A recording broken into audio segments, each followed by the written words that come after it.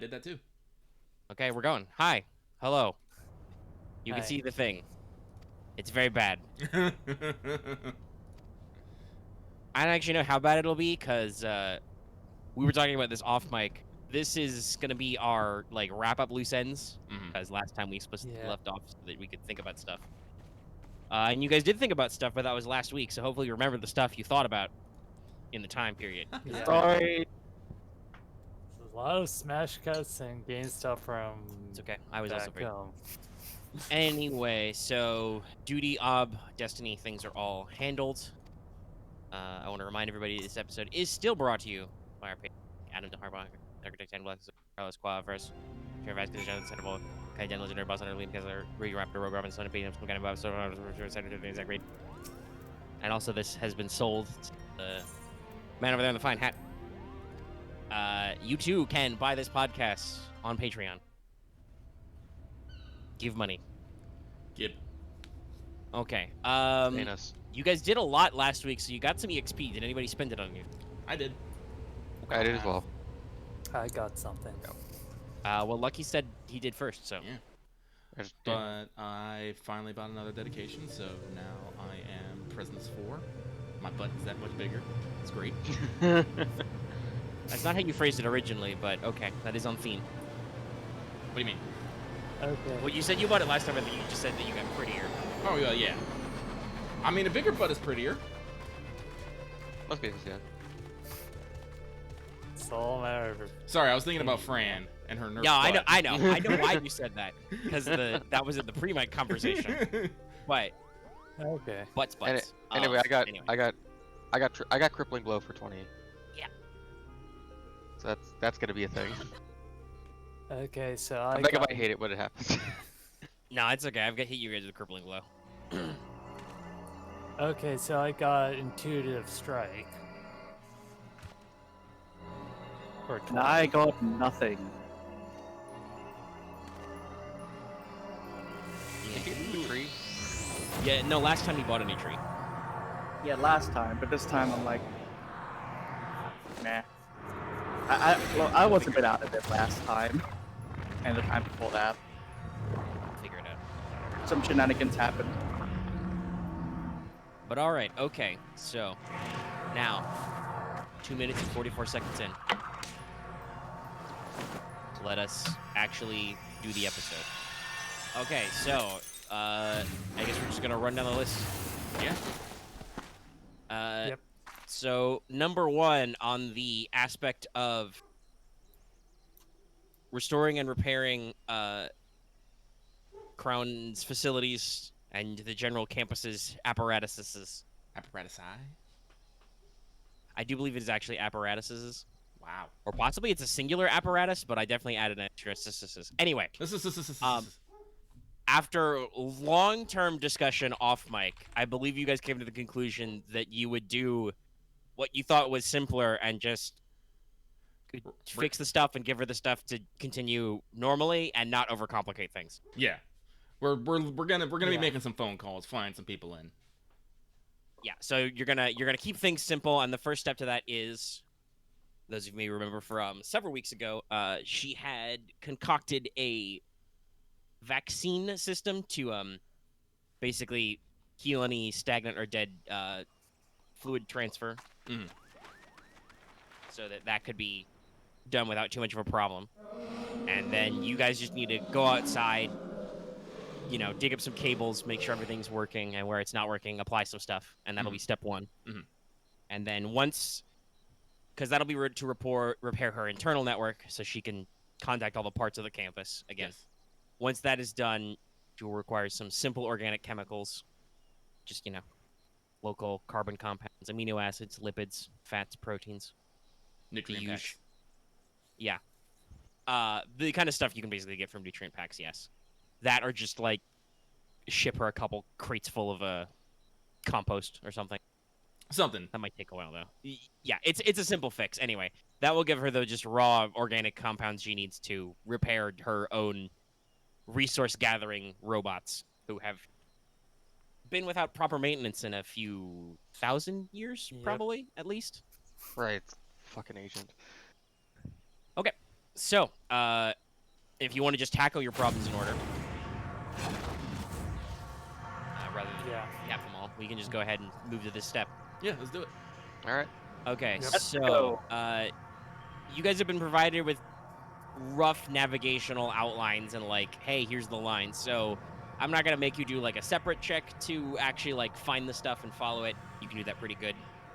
I assume you guys. Let's see. You started in the morning and you're about half a day. You probably spent an hour or two talking, so you got a little bit of time before dark. So you probably want to make sure you hurry. That's And right. don't roll like 5 billion failures or threats, so you have to do this in the dark again. Oh no. But yeah, I don't think there's any particular need to like roll anything to find it. You can just go out there. Are you all gonna go out in like a little party? Even though you technically only need one person, probably.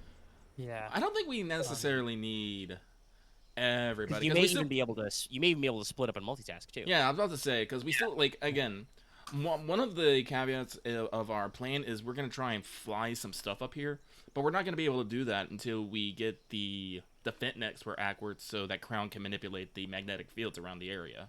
Yeah. So, Yeah. so I'm not entirely sure what fixing the defenses will be, but we should probably take someone with maybe some tech savvy. And, well, actually, yeah, just someone with tech savvy. So we can probably split into two groups of 2, I guess. Mm-hmm. Clones and Jedi. Actually, no. I think that would be a fair enough split. All right. So Yeah. who's going where then? I'll go to the defense network with Wevu. All right. I'll Okay. take the fighting Okay. then. So then, Cloney boys. Let's have you go first. Us. So you're going to, well, one of you, though the other can assist, is going to roll me a mechanics check. Normally this would probably be average, but since this is your first time ever fixing an ancient alien technology, we're going to say it's hard. We're gonna bump it up one difficulty. I give untrained assistance, and the only assistance I give is by basically flashing my flashlight or glow rod in the direction you want me to. Camo just crouches down next to like a piece of ancient concrete piping in the snow, and then Boots crouches down with him, and Camo just reaches over and like shifts his helmet over so the light is on him. Hold on. Yeah. Like a lamp, just moves Boots' head. Yeah, I'm just gonna check if I have something else extra for this. Yeah, so Boots will give you 1 boost dice. Have Boost. plenty of lighting, obviously. Yeah. The Boots boost. Nah, you're covered for anything cold going on. You're Yeah, so yeah, just mechanics. So it's just 2 green.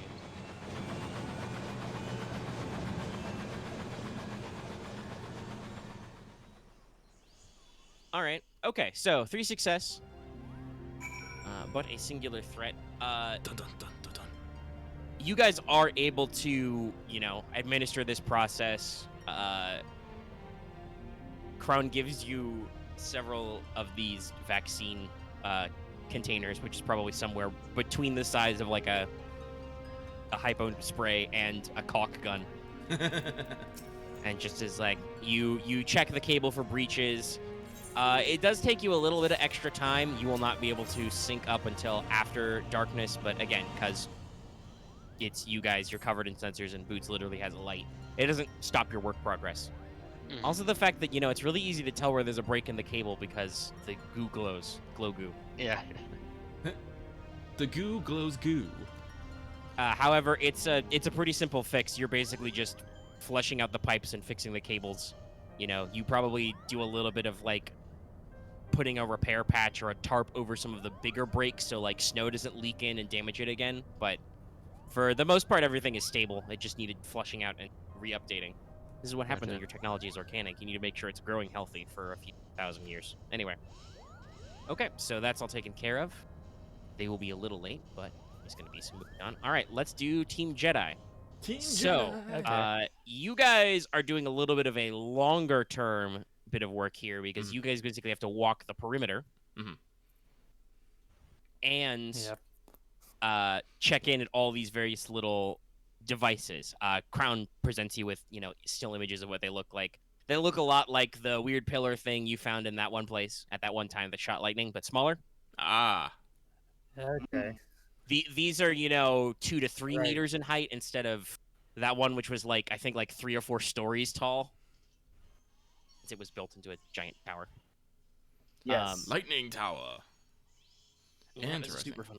Anyway, so yeah, these are spread out at a pretty even interval around the valley. And yes, you do in fact realize that now that you're looking at a topographical map. Yeah, there's a circular valley surrounded by mountains right on the North Pole. Huh. It is in fact very weird, but hey, you know why? Well, I would call this the fucking world's crown. They did in Yeah. fact build it that way. Geoengineering is fun. So, the first step is I'm gonna want both of you because this will actually you're gonna be doing a little bit of a hike. This will take you several hours Oh, to Okay. actually like walk around from node to node. The athletics. No, this is a longer term. Let's go with a resilience check. This is easy. Okay. Actually, no, not easy. Average. 2 days.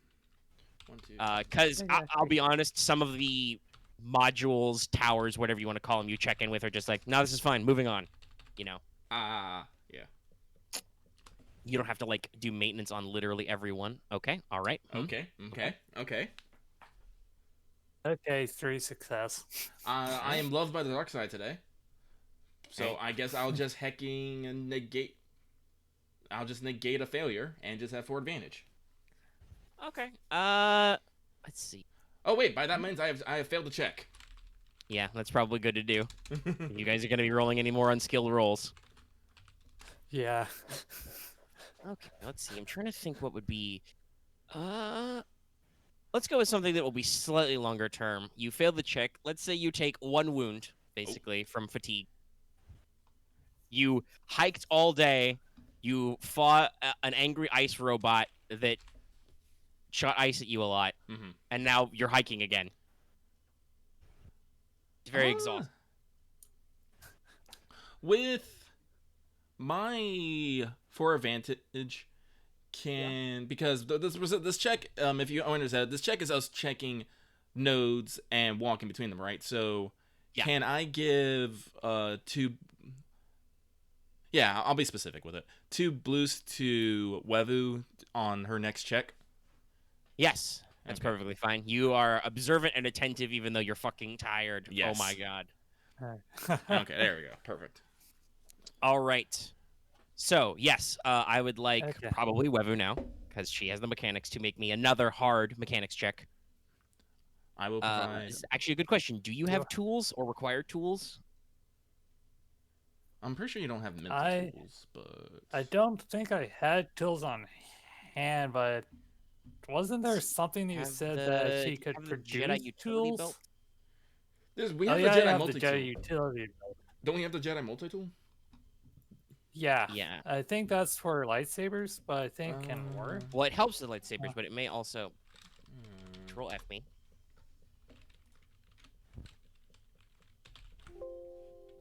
Good job, me. Utility belt. Tool. Jedi multi tool. Jedi multi-tool / lightsaber maintenance kit counts as toolkit. Booyah. Okay. So that's yeah. good. All right. So we're good. Everybody's got it. I think you're both Woo. carrying that Yes. on the belt. So. All right. So You may you go use ahead and your- attempt without any additional failures, and Aramaa will give you at least 2 boost dice. So you're also going to assist. I will also give unskilled assistance, so it'll be a total All right, of so 3 that's for me. Okay. Okay. 3 and it's hard, right? Yeah, hard. Okay. And Again, nothing this would normally be average because it's routine maintenance, but you are dealing with a type of technology you have literally never worked with. Yeah, this is just literally just like, oh, ancient stuff. And, You know how to deal in Adobe. Now you gotta work with C++. okay. You're used to dealing with Windows. This is an Apple product. No, technically Yeah. it'd be more like Commodore, I guess. 'Cause it's ancient. Okay. Probably.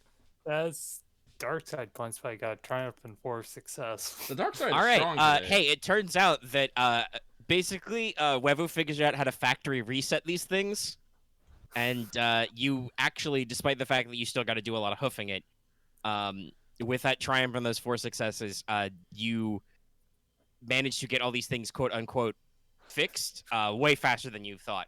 You guys are probably, even though you should have taken longer, you guys are probably done about the same time the 2 clones are, even though they are slow. Mhm. So you are able to rally up and finish your job not too long after dark, so it doesn't get super freezing cold. Cool. Well, let's take shelter in the campus. And let's ask Cran if she can lessen the magnetic interference enough for us to make contact with Sierra Mobile. All right.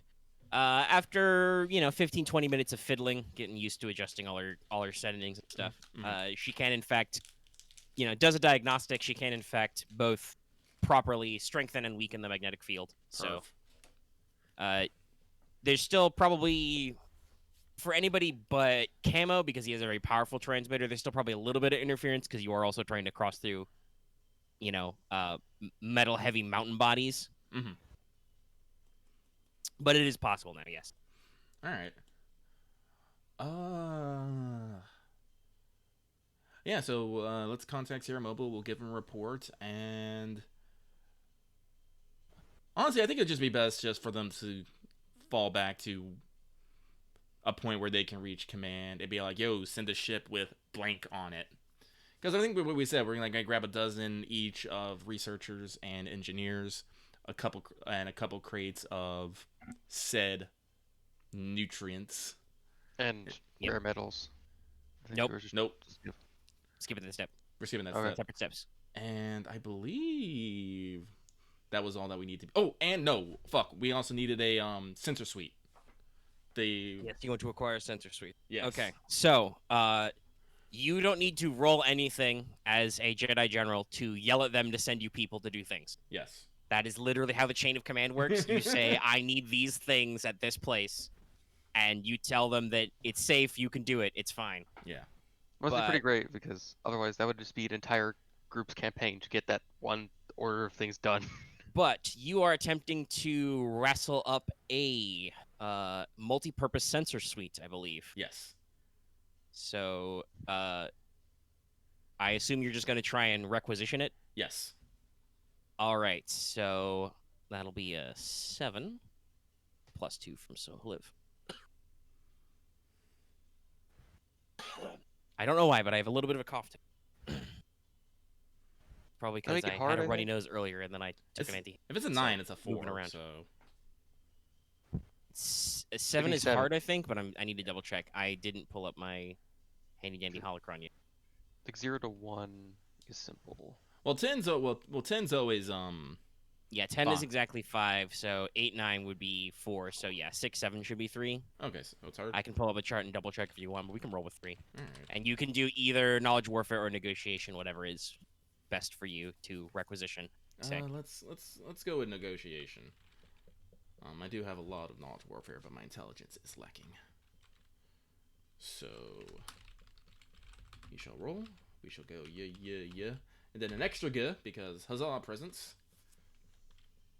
Then let's double check some things. We are on Sohliv. Yeah, the rarity is what it is. Yeah, BV. So it is hard. And then, wait, no, I don't get the V because I'm dealing with my own command, not actual Soul of Natives.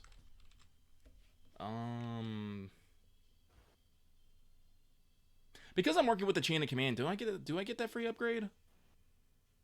No, I believe No. that's 2 leadership tests. Oh, leadership chest. That's right. That's yeah, right. that's to give clones orders. You get NPC clones. That is, you get an And because I am not doing this in person, I do not get force benefit. I do not get force powers. But let me double check though, real quick on my sheet, just in case I forgot something. Because you can never have enough bonuses ever.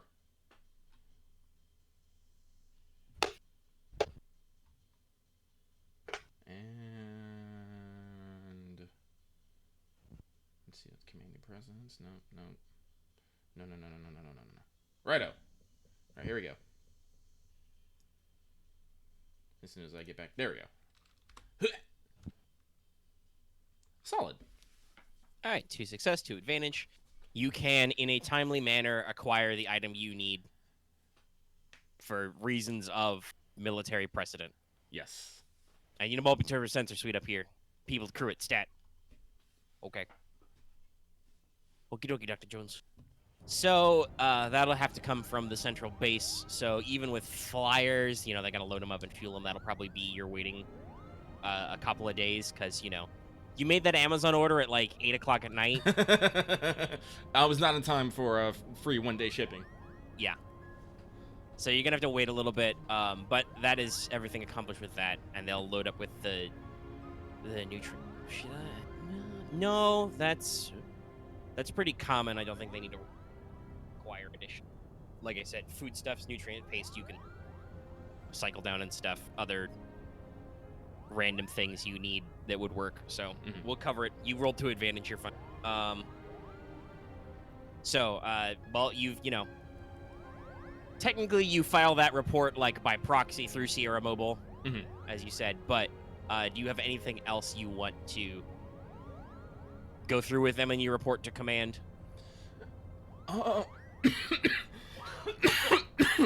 We're all coughing down here. Yeah, we're all coughing. Well, I'll definitely give him if we're passing reports, I'll definitely pass on a report of our findings. Basically, big stonking AI, you know, multiple ancient alien facilities. But I will defer full details to Europa and her report, because she probably actually has a better idea what's fucking going on here. Yeah, Europa's had a couple hours. She's probably, other than talking to Crown, been like trying to collate her findings. Yeah, so for the actual meetup, I'll just explain, like, yes, we have found some things of military note for various reasons, and possible some idea of what the Separatists might be up to. But for actual, like, full, like, findings on a technological and, what's the one I want? Archaeological basis, defer to Europa's see Europa's report number dash. Yeah, which makes sense. She was literally adjutant to you as your archaeological adjutant, basically. Yeah. You pulled her out of Explorer Corps, and the fact that she's working with your head of the archaeology team. To basically pop that up. Okay. All right, and technically we talked about this out of character, but yeah, this would probably come up in character now, because you ask, I presume, about where you can stay overnight at the campus, right? So this is probably where Crown would bring up her. Probably would refer to it as dorms. Yeah. Cool. She's got an on-site dormitory for staff, because this was, it was a research campus. It was halfway between a library, university, and just a general science think tank. Are the beds frozen over? Well, I mean, the gardeners are pretty ascetic people, so they sleep in a very monkly way on just giant concrete slabs. Wow. At least it's not a bed of nails. At least you're not dealing with frozen blankets. Well, As soon as you touch them, they just snap apart. You can probably figure out a way to cush up some of them, and some of the buildings have probably been like damaged or filled with junk or something. like I said, this You is know, one- at least one like hallway of rooms. Crowd is like, oh, I turned that into my junk drawer. that's our kitchen junk drawer. I don't even have a kitchen. About 5,000 years ago, I needed somewhere to put my junk, and well, I mean, it's been 5,000 years. Where did you get so much junk? Internet? Wait a second. I mean, it's not fiber optic cable, but she does have cable line. At some point, there was planetary internet. ISP's gotten a little dodgy in the past 10,000. Yeah. So, I don't remember what number exactly I said, but I think it was a few dozen. Yeah, it was enough. Yeah. It was enough to hold the couple dozen we were bringing, and then some. You just mentioned that they were made for creatures that were usually 2 meters plus, so they're a little. Yes, gardeners are. There, you actually find like Kron has some archival images, and you might find some actual depictions. The gardeners are actually like really, really tall and lean. They're not quite like Kaminoans because they're not so long-necked, but they're definitely, like I said, they're a taller, leaner. You don't really get any face shots, but it looks like they've got a decently sized cranium because they're wearing like cool artistic masks all the time. It's not creepy at all. And I think I mentioned this before. If I remember rightly, it was in my notes. hexadigit. Yeah, 6-digit. They have Yeah. they have 4 fingers and 2 thumbs. Are the thumbs on So they opposite have- sides? Yes, opposite side thumbs. They have literally opposed thumbs. Oh, that's wild. Which is also why this has come up before. Their writing system is hexagrammic. You know, they're big on 6s, much like how humans are all about 5s. All right, but yeah, let's Actually, here's a good question. How do you talk about bunking people? How do you pitch this to Crown about you send up for some people? Is it just like, okay, we've called up some staffers to like fix some things and talk to you about stuff, or? Well, yeah, I'll just be able to say it's like, basically, since we now have a shared interest in getting up, I brought in some additional people to assist you and bringing herself back up, and people to help maintain things.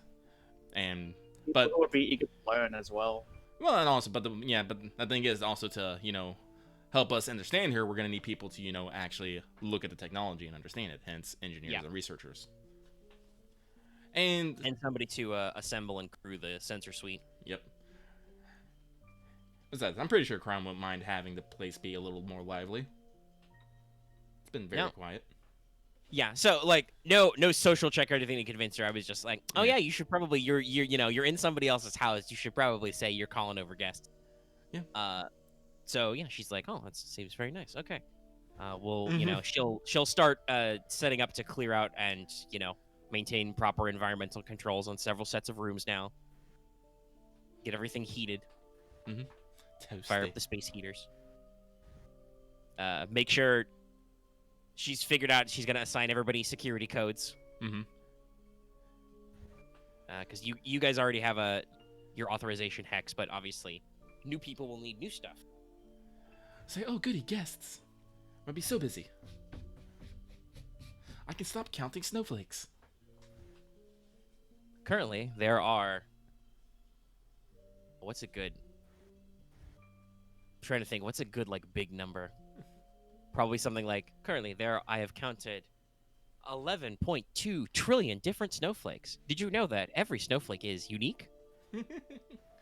I have built a database. Actually, that would make sense. Aren't snowflakes 6-tipped? Yes. Yeah. Yeah, that actually would probably make a lot of sense. That Crowd has spent a lot of her idle time just cataloging snowflakes. But okay, so you guys nap. This actually matters because you were in a fight, so everybody heals 1 wound and heals any strain they may have left over.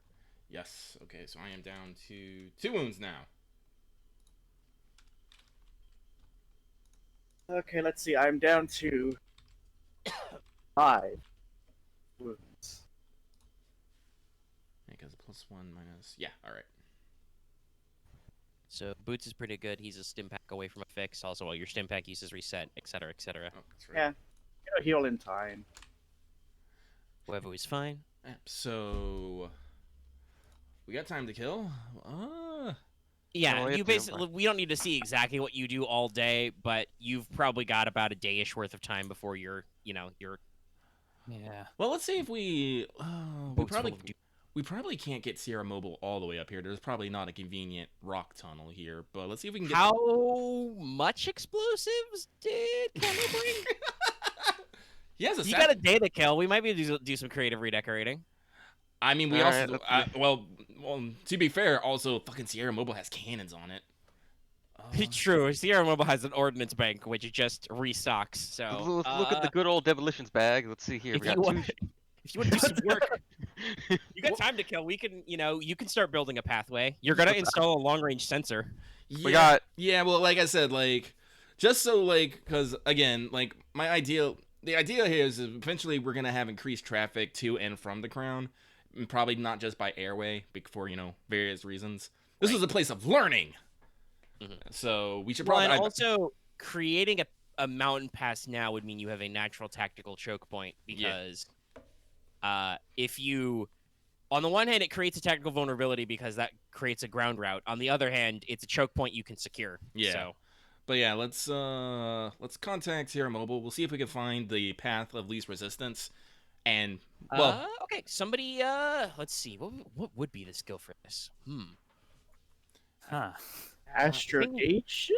No, not I necessarily. think knowledge education is like basic bitch engineering. Yeah. Knowledge education. I would also say mechanics maybe for. Well, yeah, demo- mechanics is your actual demo skill, so I will allow either, depending on how you guys want to do this. But you do have all the local topographical map data. Like I said, I think I talked about this last time. Crown has, literal time lapse maps of this place going back to when it was a ball of lava. So, maybe some years are lost in her data loss, but it's relevant. So, you can find the best, find like a mountain pass that is like 66% of the way here before it gets too narrow to fit Sierra Mobile through, and then you'll just blow out the last bit. So Yeah. somebody go ahead and you can make me a average mechanics or no education test. They're both int based, so it don't really matter super lot. Right. Go ahead and take a boost dice because you are working with up to date moves. You can Right. assist each other or roll separately, however you want to do. I'll stay out of this as I am poring over maps. Oh, I think I'll do it. You're looking at Crown's cool, constantly moving falling sand display table. Yep. It's basically like one of those Buddhist sand paintings, only constantly in motion. Okay. Think I'll try. Alright. Okay. Aramaa wonders Okay. the necessity of actually starting to put Yeah. more. What's the term? Artillery in locations. Okay. Fortified position. Yeah. I mean, you might do just- some static. Okay, I think this is it. I think it's in my homebrew doc. Glad you have force points. Yeah. Yes. Go to 2 success. All right. What I was gonna say was I believe it's in my homebrew doc because it was never yet statted in the RPG. But the Republic does have mobile arty. You have mobile anti-vehicular cannons, which are it's. I mean, it's a field gun, but it's Star Wars, so it's a field gun with robot legs. But yeah, it's literally there's a guy sitting on one of those classic field gun type things, but it's got legs so it can move around. I believe it's in Clone Wars homebrew, the AV7 anti-vehicle. Well, But they're I think they're like 10 to 15 meters long. Oh wow. So yeah, they're fairly compact and robust. You could ship a couple up here pretty easy. Because if you're gonna make a hole, you might as well build a fence. Yeah. But other than that, so to your actual check, you succeed with 2 success 4 advantage. You actually figure out a couple of routes, which is good because you never know when you need a backdoor. You find probably a couple of routes that are only good for infantry anytime this decade, But yeah, let's just say that my earlier example was correct. There is in fact a path that is like big enough for upwards of SIL 5 vehicles or SIL 4, right? Sierra Mobile. Let me double check here.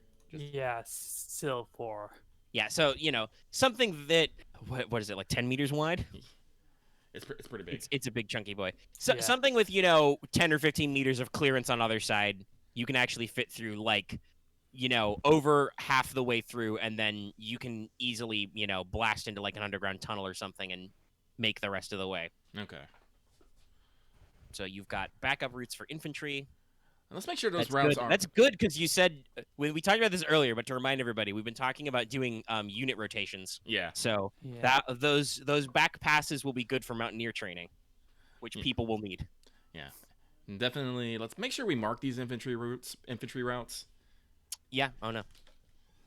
Like I said, I expect you'll want to patrol them for security, but they Yeah. also make good practice. Yes.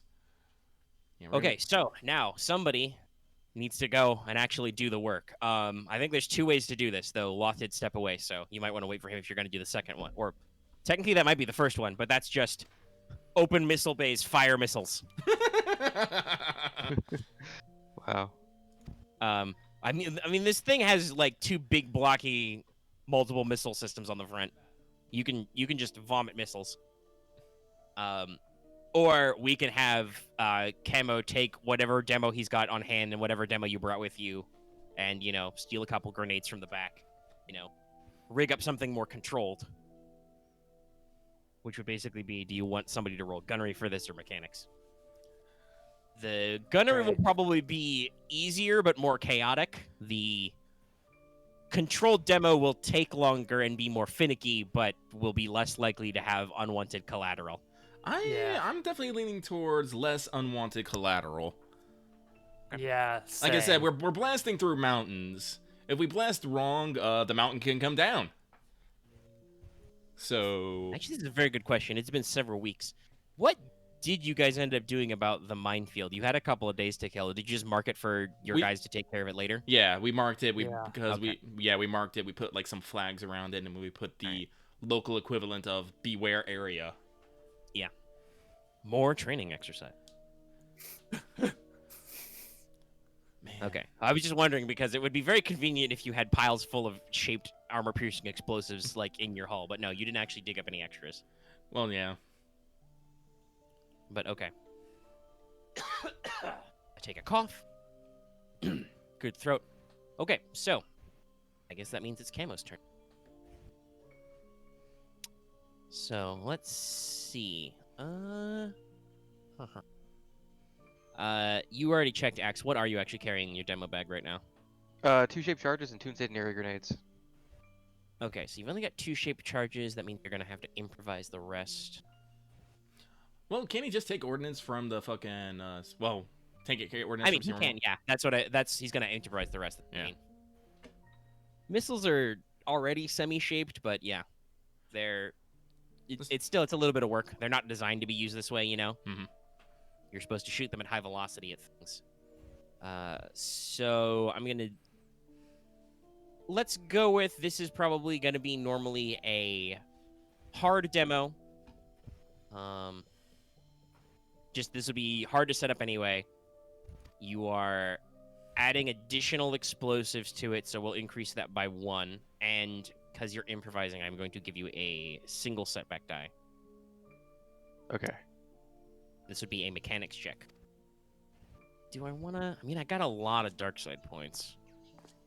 Like I said, I'm always for to say do it. Oh wait, hang on. I'll spend a Destiny D to like make one of those purples red. So, So 1 red, totals 3 to- purple, 1 black. Okay. But this will be against whatever your demolitions pool is. As Oh, she wait, writes- hold on. He's My saying team is on do my- not- Let's see. Let's see. These things will make it easier to plant them. I'm gonna take a big drink of water. So that's just mechanics, and unless I get some extra tools out of State Removal, could I actually take some tools out of State Removal for this? I mean, yeah, you have to go back to Sierra Mobile to do the work. Because I'm gonna get my specialist kit for this. Fair enough. You bust out the special kit. Which success and advantage.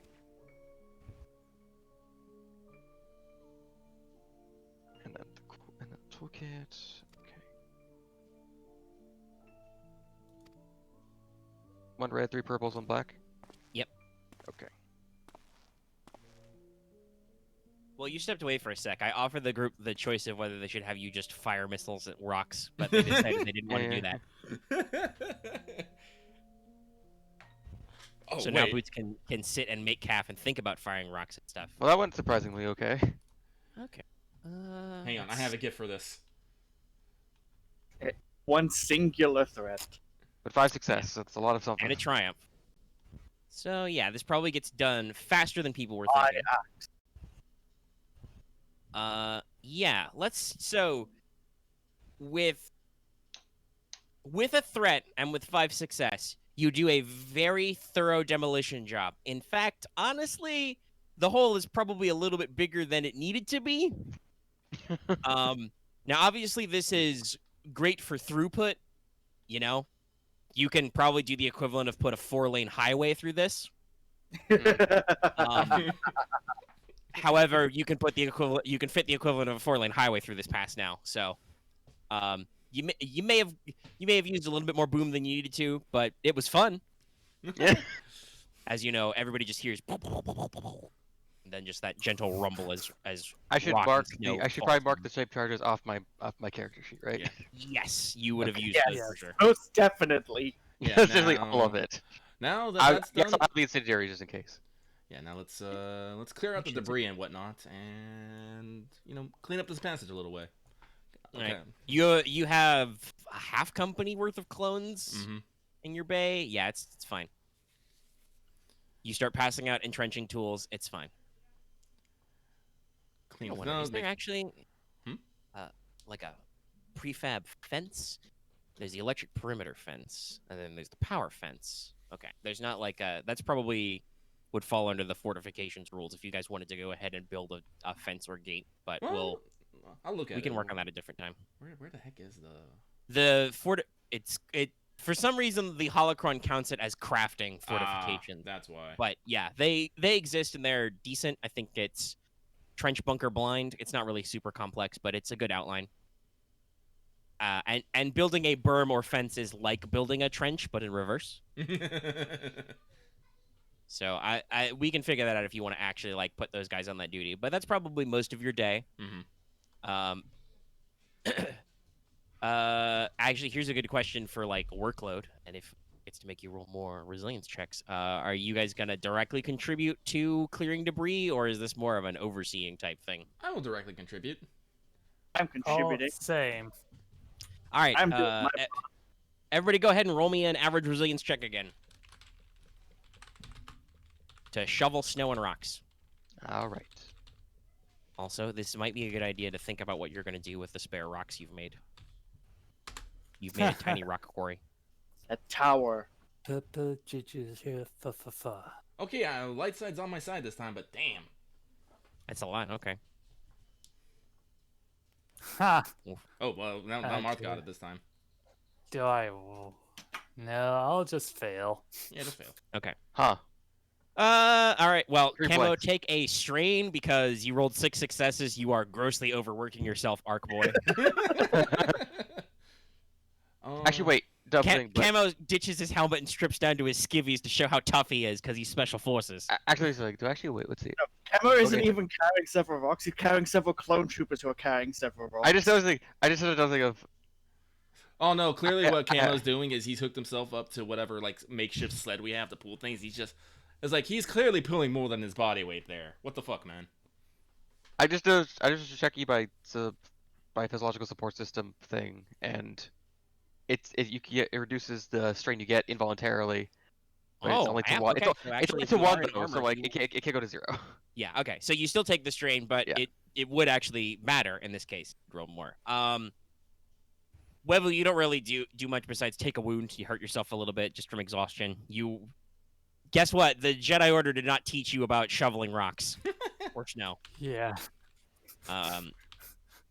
Boots, you're fine. Hey, There it I is. do things. Excuse me. I'm trying to think. I'd really love to, with that triumph, be like, and you find shiny rocks that are worth money, but I don't know if that follows. It's just, we managed to excavate some. Oh fuck, what was it? Cortosis. Yeah. I mean, there are metal deposits in here. Yeah, sure, why not? Let me hold on. Congratulations, Booch. You've contracted lead poisoning. Ah shit. It's poly if I'm going to do a polyhedral dice me. Boots, you find shiny rocks worth 706 credits on the market. Hey. Shiny rocks. Maybe you discover that Camo accidentally exploded a small vein of gold or something. Hold on, let me add that to my gear list. Rocks. Shiny. You technically Oh. have to fence it before you can get the profit, but that does also mean that Aramaa might be able to earn Fence more. it. Yeah, sell it. What if I just Flip want to keep? Fence it. Sure, you You're want to gonna keep shiny rocks? rocks? That's hilarious. Sure, keep shiny rocks. Listen, I'm not gonna throw stones about people keeping weird shit. It's a souvenir. Look at the weird shit we found up there. Oh, okay. Hold on, stretching. All right. Don't worry about it. So that manages to kill your day pretty good. Okay. Booyah. You've built, like I said, a tiny rock quarry worth of rocks. We could probably use these in some minor fortifications. Definitely. And so the next day, your gear will arrive. Yay. Yay. You know, weather's been mostly clear, so you get boatloads of engineers and scientists. You get the sensor suite. Mhm. That doesn't even have a check to do anything, so like I'm sure they can set it up in a timely. Yeah, as long as it got power. Are our fucking cables compatible? I didn't think about a generator, but I mean, you brought enough nerds, they can figure it out. It might take them a couple hours, but they'll figure it out. give them something to do. Yeah, but because So, we basically got to yeah, okay. interface the sensor suite with whatever Crown's network is. So Yeah. I'm That pretty gives her sensors and comms antennas and everything. Yay. And it's up to long Yay. planetary, I believe, which is hundreds of meters, if not kilometers.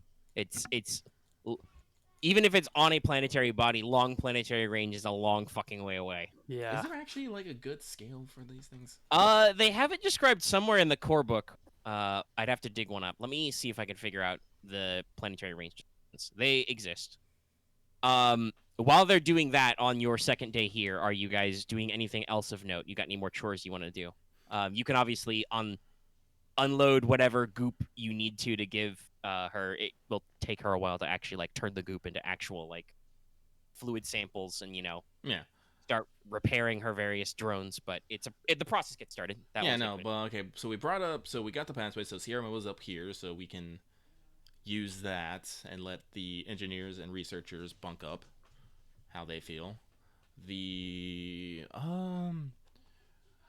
I'm like, so Aramaa usually has been focused more on infrastructure and a economic and residential sense. She really hasn't been putting much into military matters, but I'm starting to think that we should probably actually start being concerning ourselves more about actual military fortifications and locales and whatnot. So if we got Well, nothing- this is a highly tactical relevant location, if Yeah. not strategic. Yeah, so I definitely want to. Let's start taking those rock quarries. Let's see if we can put in some fortifications and maybe even. I don't think like if we have we probably don't need every single infantry route through the mountain. Like how many Omega? How many land infantry routes do we have? We're able to find. Let's see. What did you get on that check? Was it core advantage? Okay. So we'll say you found 2 extra routes. Yes, I was also gonna bring that up. I found it. Long range on a planet's surface can be anywhere from 100 to 200 clicks. Mm-mm. So yes, quite distance. But yeah, so let's say you found 2 back route infantry routes that weren't good for your clearing, and then you found 1 clearing route. You cleared it. If there was more than 2, I'd say we should seal up the extra ones, but 2 is probably a good number. That's also not. These are like actual like mountain passes, right? They like form singular paths. This is not quite what you guys did, which was you actually just scale the fucking mountain Yeah. because you didn't want to go through any caves. But yeah, let's start building some fortifications in the infantry routes and in our main passage here. We'll basically take the rock quarries and we'll build like maybe little bunkers and fortifications. If nothing else, just to give some people some cover while they're on watch or whatnot. Okay. So everyone grab a fucking sack and fill it with rocks. We're carrying rocks, y'all. Should Alright. should I make a knowledge warfare check to plan out good positions for these? Or are we just gonna wing it? So it's not necessary, but Yeah. if you wanted to apply tactical planning, you certainly could. I mean, that would make sense. Aramaa, by our powers combined, we can probably think up of a good plan.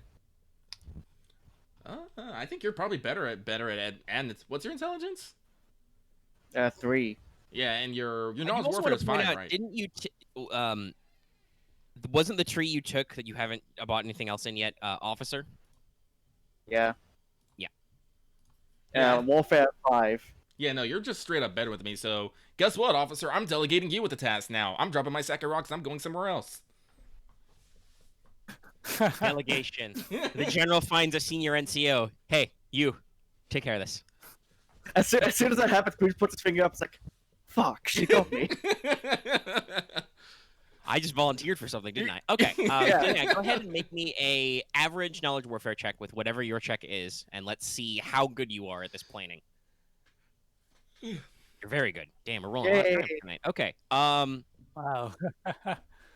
Yeah, no. So you don't have the materials for all of this yet, but you sketch out a plan to actually fortify this valley. You probably want basically you're gonna barring anything that Aramaa or any of the other people want to like comment on it, you plan to turn the mountain pass into basically a mountain road with checkpoints on either end. So yeah, basically just we're gonna pave this over. We're gonna put guard towers on both ends, and basically build a fortified bunker on the inside end where you can store infantry and weapons and whatever. And then plan probably some small guard houses, towers, whatever works, on the 2 infantry routes to observe them, and make sure to leave plenty of clean open space where you can put additional weapon emplacements and just get a lovely little kill box there. Yeah. So yeah, you have done a very elite, efficient plan. Most of which can be done with prefabs or simple materials, and you can actually get some of that stuff done right now with the materials you have on hand. So building a bunker, which is I think the construction that is closest to what we're talking about, requires a hard mechanics check and takes 12 hours of time. Though it will also, since this is kind of like crafting, the more successes you roll, the more you can shave off that time. Camo, Aramaa delegated this to me, so now technically you work for me in this instance. I need your help with this. I need you to actually build a bunker using these rocks. Yes. I know where to put things, I don't know how to build them. Get some This is cement. this is the difference between an architect and an engineer. Look, I put the blueprint down and I start hammering away, but it doesn't just build automatically. I don't know how this works. I'm gonna This need isn't like the forest. You can't just be like, a bunker goes here. Let me just put rocks in it. All right, just I just add a bunch of logs and suddenly it's built. I'm going to need How did these fast, logs get cut? Doesn't matter. fast acting cement, and then How'd you get logs in the fucking tundra? fast acting Sorry. cement and a blast torch. I'll get it done in 2 hours. Yeah, your bunker construction is probably some cyclopean, aka mortarless builds, and also probably just a lot of. I know they did this a lot in like Iraq and Afghanistan. You just get basically a rebar like crate, and then you fill it with sandbags or rocks. Yeah, don't Arma. Well, yeah. Don't worry about like making something super permanent. We're just gonna get something in place now, and we'll bring in more proper materials later. All right, what kind of check you want through this? Mechanics? Oh yeah. Yeah, it's We'll hard leave it as basic and leave the blueprints behind so other people can do this. Well, we're probably still gonna have to ferry the fucking supplies in. That's okay. Not only do I consider this to be the wrap up on this session, but also the build up to other stuff. So I've got other things to talk Is about. the new like officer's logistics and- infinite wisdom helping me? Okay.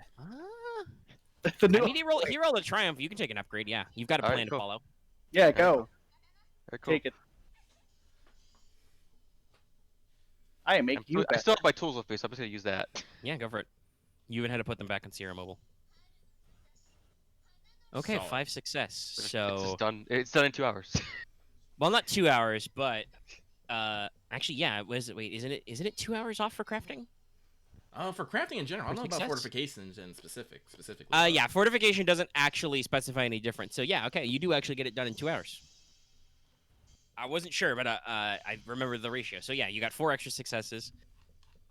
Because you pre-farmed all the materials and packaged it up, and you have a whole.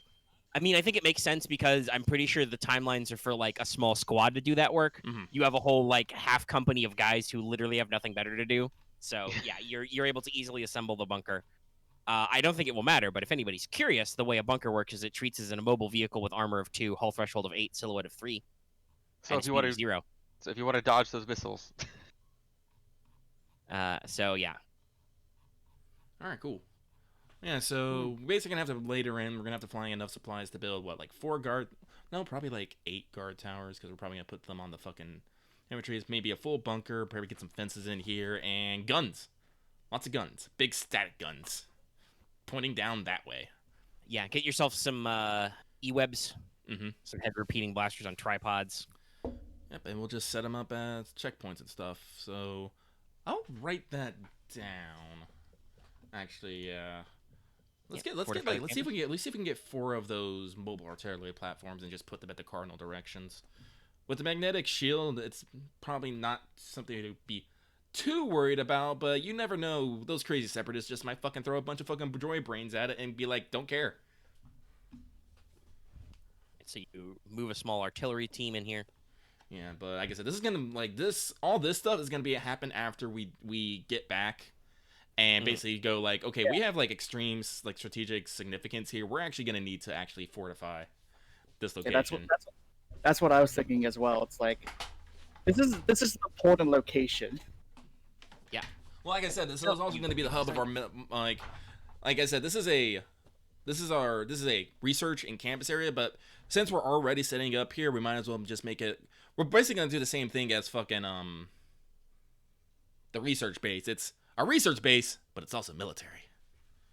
Yeah. Well, it's you're going to turn it into a government research outpost, but also it's a naturally fortified location, which is where all your stuff is. So you're going to put your stuff here. Yeah. And you've already added the beautiful multi-purpose sensor suite, which hey guys, in case you forgot, long-range planetary scale sensors adds boost to computers' perception and vigilance checks to detect oncoming traffic and adds black to stealth checks for approaching. So Wow. by the way, once that is actually installed, Crown is quite happy. It's new. She's like, oh, so much resolution so far. See all kinds of things. You can go up to 1080p on this thing. Approximately 150 kilometers southwest, there's a herd of tundra strikers. I have a feeling she's just gonna be binge watching just random shit. It's like there's a pack of 6 Thunderstrikers over here and over there. Oh, it must be mating season. Let us document this. You'll install a HoloNet access and give her access to holodramas. She's gonna start watching soaps. Well, she requests it, but for right now. But let me see. Honestly, you guys probably don't want to go that far. The HoloNet is your interplanetary comms network usually. So I don't know if you guys, because we've talked about this. I don't know if you guys want to, both for tactical reasons and also not just blowing her mind reasons, if you want to like hook her up to actual space internet and give her space flicks. Yeah. Let's see. So we're gonna want Space flicks. 8 watchtowers, 2 bunkers. Let's see here. Let's just say 2 fences for checkpoints. 4 mobile artillery units. I forgot how to spell artillery. Artillery. I think I got it. Yeah. Units. Enough people to man them. Well, that'll be part of your rotation scheme. And honestly, that might be enough. Well, actually, fuck. That means we also need to bring in a fucking barracks and command center, and probably a fucking motor pool. Let's see. Yes, the motor pool, barracks, and not hangar. Command center. Modular command center. Yeah. Like I said, we'll use the modular ones because that will just be for military stuff. If we actually need people to have places to hang out, I'm pretty sure Crown won't mind people hanging out inside the buildings. But we should probably keep the military things a little bit separate. We don't want to step on our toes too much. But yeah. Let's see here. Yeah, the modular barracks command center. Oh, we can just fucking bring. Oh, I forgot. We have fucking modular bunkers too. Let me see here. Modern free hard bunkers hold up to 6 people and 1 piece of large equipment, such as a steel generator or weapon emplacement. Offers a range defense of 2. Yeah, instead of just building bunkers, just fucking fly in bunkers. Fuck it. Alright, you'll fly some additional ones in. You built your initial one. It's fine. Yeah, no, like I said those are just temporary. Let's see. What actually modular order pool. Yeah, I think a platoon is the one barracks will be enough. It says a cruiser platoon. The average platoon size is 50, so yeah, that's enough. you've got vehicle crews, you've got command center for 15 to 20 people and command staff, and then the rest of your units will be out and about. Mm-hmm. Yeah, but like I said, this will be after we do the big re-up. So yeah, we can probably skip on the TACnet for now. We don't necessarily need that, and probably don't need actual big weapons. We'll just grab some guys with some E-weps and stuff. Yeah, you can, without any additional checks, you can man units with emplacement weapons, you know. Yeah. They would have access to those. All right. To stuff that is technically personal scale weapons, but are, you know, spicy. Heavy repeaters are like, what, Pierce 2, damage 15? They stunk. Not enough to More or fight less. actual enemy armor, but enough that, you know, light vehicles are still vulnerable. Yep, so yeah, from here we'll have to develop against that seaport, and then I guess we got to make some sort of route from the seaport to this base. That's a couple days, isn't it? Yeah, that's probably because you're gonna have to avoid any like unstable areas. Yeah. You don't want to cross any ice Yep. sheets. You know, you want to stick mainly to solid land. So yeah, that's probably like 3 or 4 days of travel by land. Well, like I said, we'll talk once we come back out, because we're probably gonna this might not be a on mission thing, but we'll probably come back and talk to some spring folk and see if we know people can swing by, maybe stay a night or something. Might help with the trade and communication too. So, but that's for later. It's gonna be part of some more of the Hearts and Minds fucking program. But for now, no, I think we good. We got plans. We have plans to fortify. This will be our this will be in the Tri area. This will be our military presence. It's much like the research is on the mainland and the Canyon Air Base is in the north. Well, northwest, I should say. Seems about right. Yeah. Okay. All right. Cool. So I think that with the installation of all that stuff, and obviously that was you guys took off time while those guys were installing it. Mhm. You guys have given Kron everything she needs immediately. Mm-hmm. So yeah, that means that now she has people and tech to interface with to build your communications with. So if she needs anything else, she can call somebody. As opposed to just sending you vaguely ominous messages through artifacts you dug up and requiring you to Sorry. hike all the way to the North Pole. You unlocked fast travel, basically. Yeah.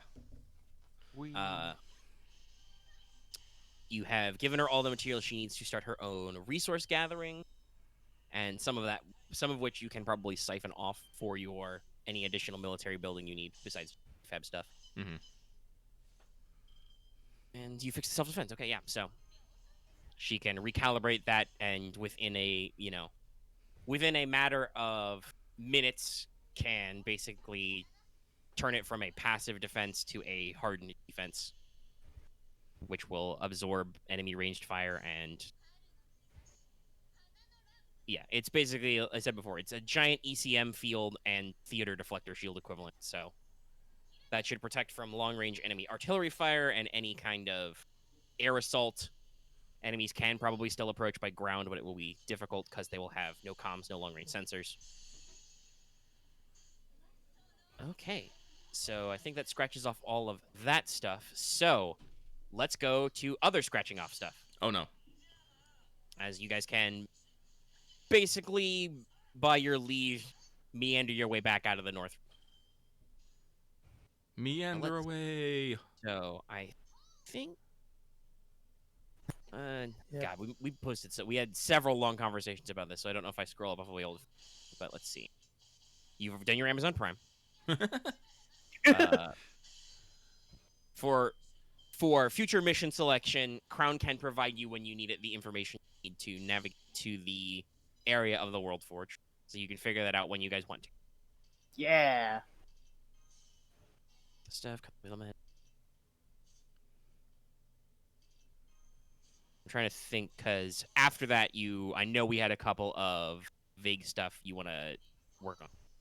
Well, a lot of the vague stuff is... Yeah, so I think then it's when you return to... Basically, you guys are going to drive your way back. Mm-hmm. Which does take you a few days, so you guys should probably heal up any wounds you got. Yeah. I guess then the question is there anybody you guys want to talk to still in the polar region? Like any groups you want to visit now, talk over anything you want to jot down? We don't have to roleplay it Well, out heavily, but... I would want to say that we probably want to stop by with the nomads, the pirates, and the one spring folk village that we spoke to. I guess we... Sure. Yes. And just tell them that we're heading out of the area and we're going to probably be back fairly soon with a lot of stuff and developments. I'll basically let them know that we are planning on, since we now we firmly established a military presence in this area, we'll also be probably establishing a economic presence on here, and, you know, in the years to come, there will be a lot of development in the area. Aramaa will reassure them that she will keep their best interests at heart in Morty's planes, and she is always welcome to their feedback. Also, if they have any problems, concerns, or see anything out of the ordinary, should definitely head to the Crown, and from the Crown, they'll be able to probably get the information to us. Like, it is... I don't know, actually, well... Yeah, basically, Aramaa just convinced them, like, yeah, no, we're totally friends with the Crown. Yeah, we're buddies now. So you can go there. It is now safe. Mm-hmm. But yeah, it's just. I mean, you killed an ancient evil guardian and everything. Mm-hmm. Mm. So. Fine. So yeah, I'll tell them that we will be back. But if anything happens in the meantime, you know, relay it to the Crown and it'll get to us. Yeah, I think that's it. I probably used way more words than I should have, but meh. Figured it out. It's fine. All right. No. Again, no rolling or really role playing necessary. You talk about all of them.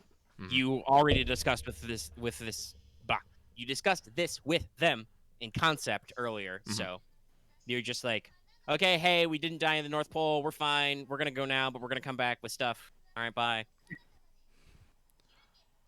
So we go. Okay, so let's Like a revolving door. Then I think the next step will be you're gonna talk about like, you've got your plans to basically settle in the north. Yes. And create a seaport route. So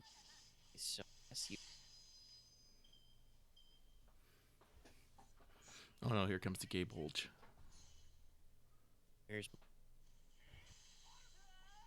Clone Wars notes. Ooh, Waver got the gay bulge. Wild. I will also probably port over some of the wild animals you guys did not see in the polar area. But first, let's go ahead and give a hypothetical name to this place. I'm thinking something crossing. Animal Crossing, don't you dare. What, for the port? Yeah, I can just make up one of my cool names. I will not name it. I will say that right now. I'm not going to name it. Because if I name it, that's attachment. Yeah.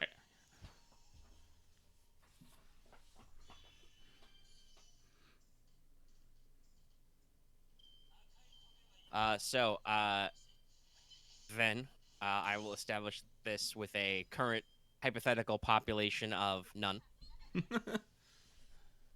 Question mark. But we will call this, like the name, Rufeld Crossing.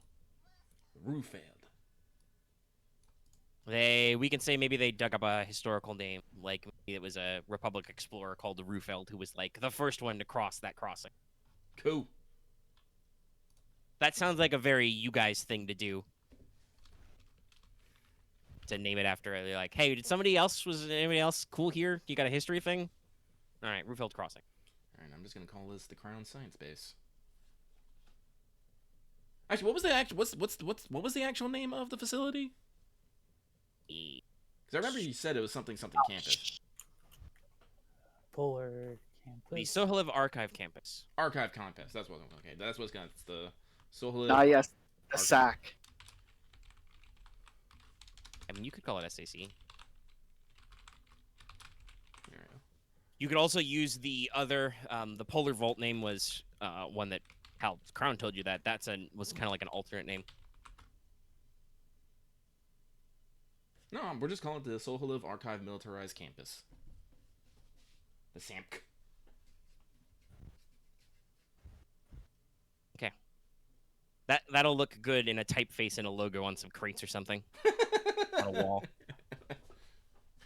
All right, but yeah, so let's drive on back. We gotta go talk to a bunch of people, and Okay. we gotta do a bunch of debriefing too.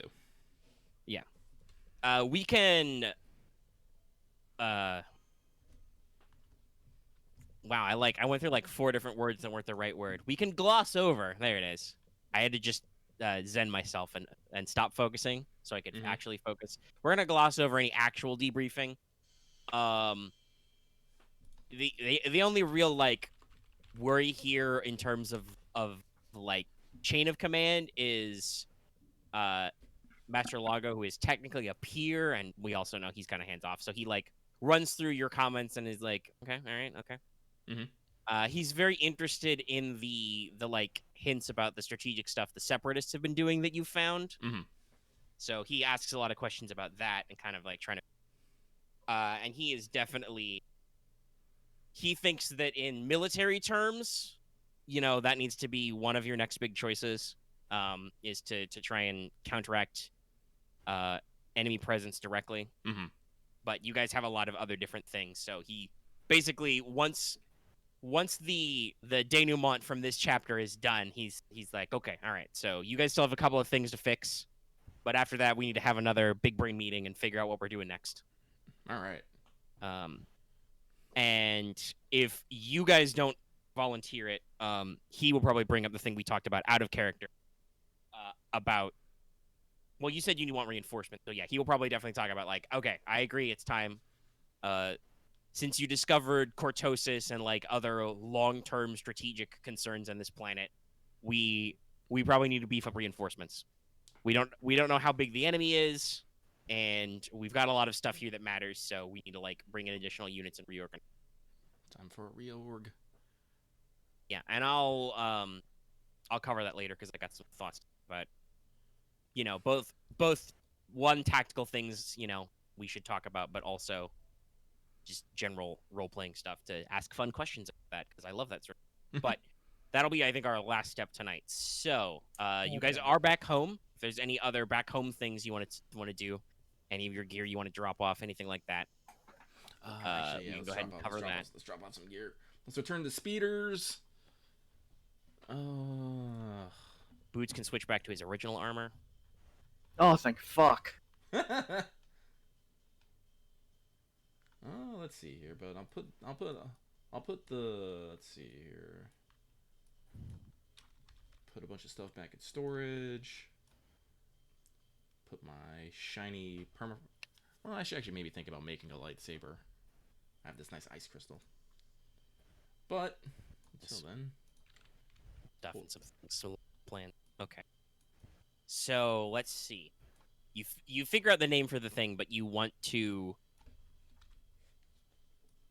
I guess subsidize would be the right word. Like the actual like building the crossing. yeah. Like, I will say this now that you've come back and filed all your reports. I'm not gonna make you roll like 5 billion negotiation checks to like find all your prefab stuff. No, Yeah. you got plenty of time, and that's actual that's an actual need that needs to get done. So we can move all that stuff in there. All right, cool. Compared to many of your requests, the budget of I think that probably comes together to still be like under 10k credits. That's not actually a big deal.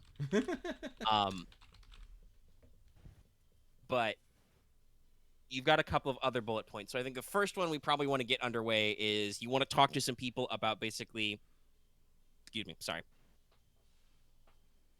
About basically, like I said, subsidizing the construction and populating of the crossing and like putting trade there. Yes. Some of that will be you need to just drop words in the somebody needs to drop words in the right ears about like trade opportunities and plans. That can be a charm or streetwise check. You guys can feel free to take notes on these. I'm gonna spitball some stuff here really quick. So if you want to build trade, you can just drop some lines to some people. I'm gonna call Lopak. If you want to go crazy and you don't mind the weirdness of the rule of first adopters, you could also use knowledge underworld and drop some lines to your underworld contacts, but that has repercussions. Yeah. To immediately start, some things. You probably don't want to start the Cortosis smuggling market yourselves. The actual, I believe we usually use negotiation for your actual like budget meeting stuff, like actually having an honest to gosh conversation with both Republic government at the base and local government at places like Mort Iridu and various other regions you've got on your. You're going to turn your through line with the railway. You're going to turn your through line into part of a triangle, right? Right. So, basically talking to the other 2 points of that triangle to be like, okay, we're adding a triangle. That means I need you guys to be ready and to send people to start working on this point. Yeah. So that we can cover with your usual. Like I said, I believe we use negotiation usually when you're doing that. Mm. And let's see. So that trade, that actually building. I think for this is just general as well, but you've talked about your tourism thing. If you want to try and actually recruit people from off-planet onto Sohaliv, that can probably be dispersed through normal Republic channels, but somebody will probably need to write some stuff, which would be, I would say, I think that's fair to be either that would be charm or no outer rim to basically write some brochures, shoot some commercials, somebody writes a big think piece, hollow blog essay about how Sohaliv's the coolest thing. That would fall under, like I said, charm or knowledge outer rim. So there you go. I've given you a couple checks. How you guys want to divide your labor? Well, like I said, I'll leave like I said, I can probably, like I said, I have good charm. I have good charm. I can probably write something. As I said, it's not just tourism. I just want immigration in general. Like I said, we have. You want to try and bring some people. Yes, because like I said, we're gonna need a big uptick in laborers and specialists, and on top of that, more officials.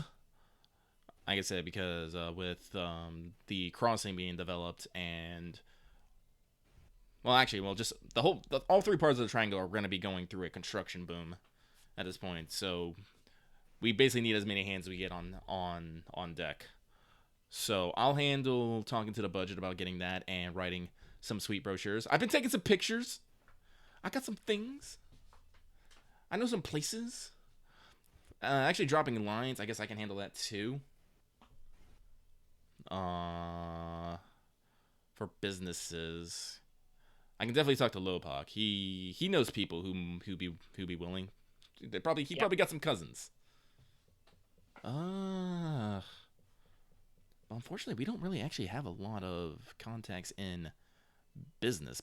We don't like big entrepreneurs. No, you guys mostly deal with just finding whatever's laying around town or military supplies. You have contacts for buying and selling guns because you needed those. And you know a lot of current and former black market people, but they're not really the normal industry. I mean, like you guys formalized a couple of the different street gangs in Mort Iridu into like legit production of stuff, but like booze and consumables is not necessarily a 1-1 to the north. No, wait, fuck. What was? You do know that there are some fisheries in Mort Iridu. You could try and like talk them into expanding, but I think that would just fall under your normal like talking to people check. Yeah, wasn't Titus Van Dreen from well-off business family, but what were they? What were they in? Were they into like construction and Uh, development? Yes, I believe it was environmental systems development. That might be a good Building way. like moisture evaporators, coolers, heaters. Like I said, Uh, yeah. let's see. I don't think that would have a direct impact, but definitely you could, you know. Well, first of all, that kid, is like owes you everything on account of you found his Fiance. lovely lost fiance and Mhm. saved her from a future with a drug cult that kidnapped her. Mhm. So Because you guys forgot after 60 sessions, you guys have done a lot. Yeah.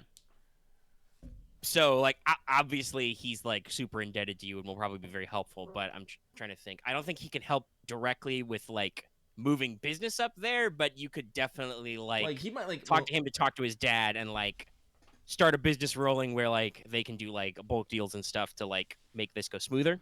We can do bulk deals, and maybe he can introduce some additional contact who might be interested. Like, Yeah. play a Turn that telephone into maybe, like, a game of who might be into it. Because, like I You said, can turn that into, like a boost dice or something. Check to let people know. yeah. Because in this kind of situation, it's not what you know, it's who you know. Yeah. Let's see. And you guys know from, like, a couple of encounters with some of these people that is a thing on Soholiv where, like, there is actually a little bit of a business network going on between different places. It's just not like a corporate business. This is much more like mom and pop sort of businesses, Mm-hmm. And Venusia Cream, well, we're not really tight with her, but she is a radio host, singer, and entertainer. That's something to spread the word. That's definitely one way. She's also associated with your militia friend. Yeah, Alexander Nightshade. And I don't... Hmm? Actually, the show we're talking about... Was that just general militia recruiting, or is that specifically also about the prank? But we've been planning this for a few weeks, so it's a little fuzzy on some of the stuff. Yeah. So. Yeah, well, like I said, we're also planning on turning the mission to maybe full, what was the term, regulars? Yes. Like actually recruiting them as full-time local partisan fighters. Partisan fighters, that's what it was. Yeah, not unusual. That's actually happened at a couple stages late in the war when you're stretched thin, but you've got a local population who are under separatist shenanigans. Yeah, so... Streetwise is cunning, right? Yes. You said you want to talk to... I'm like, all right, look, he's going to make me roll dice. I'll get out a pool for that. Sorry. It's fine. I don't mind. I'll roll for Lopa. Let's see. Black Mark. We'll go with Streetwise. We'll go with that. We'll add a boost die for that. You're going to talk to Venusia Crane as well? Yes. That can get you in some social circles. She's big in what passes for popular entertainment on Soholiv. Which is probably basically like radio address and stuff mostly. Radio programs, audio, local music scene. Mm-hmm. Okay. Oh, let's see. Do you have anybody else you want to name check before I roll these dice? Also, anybody else out there got any other suggestions? I mean, we might as well involve the mayor. Shoot. Yeah. I think just telling. Flip Tobias out. Link. Yeah, good to mention.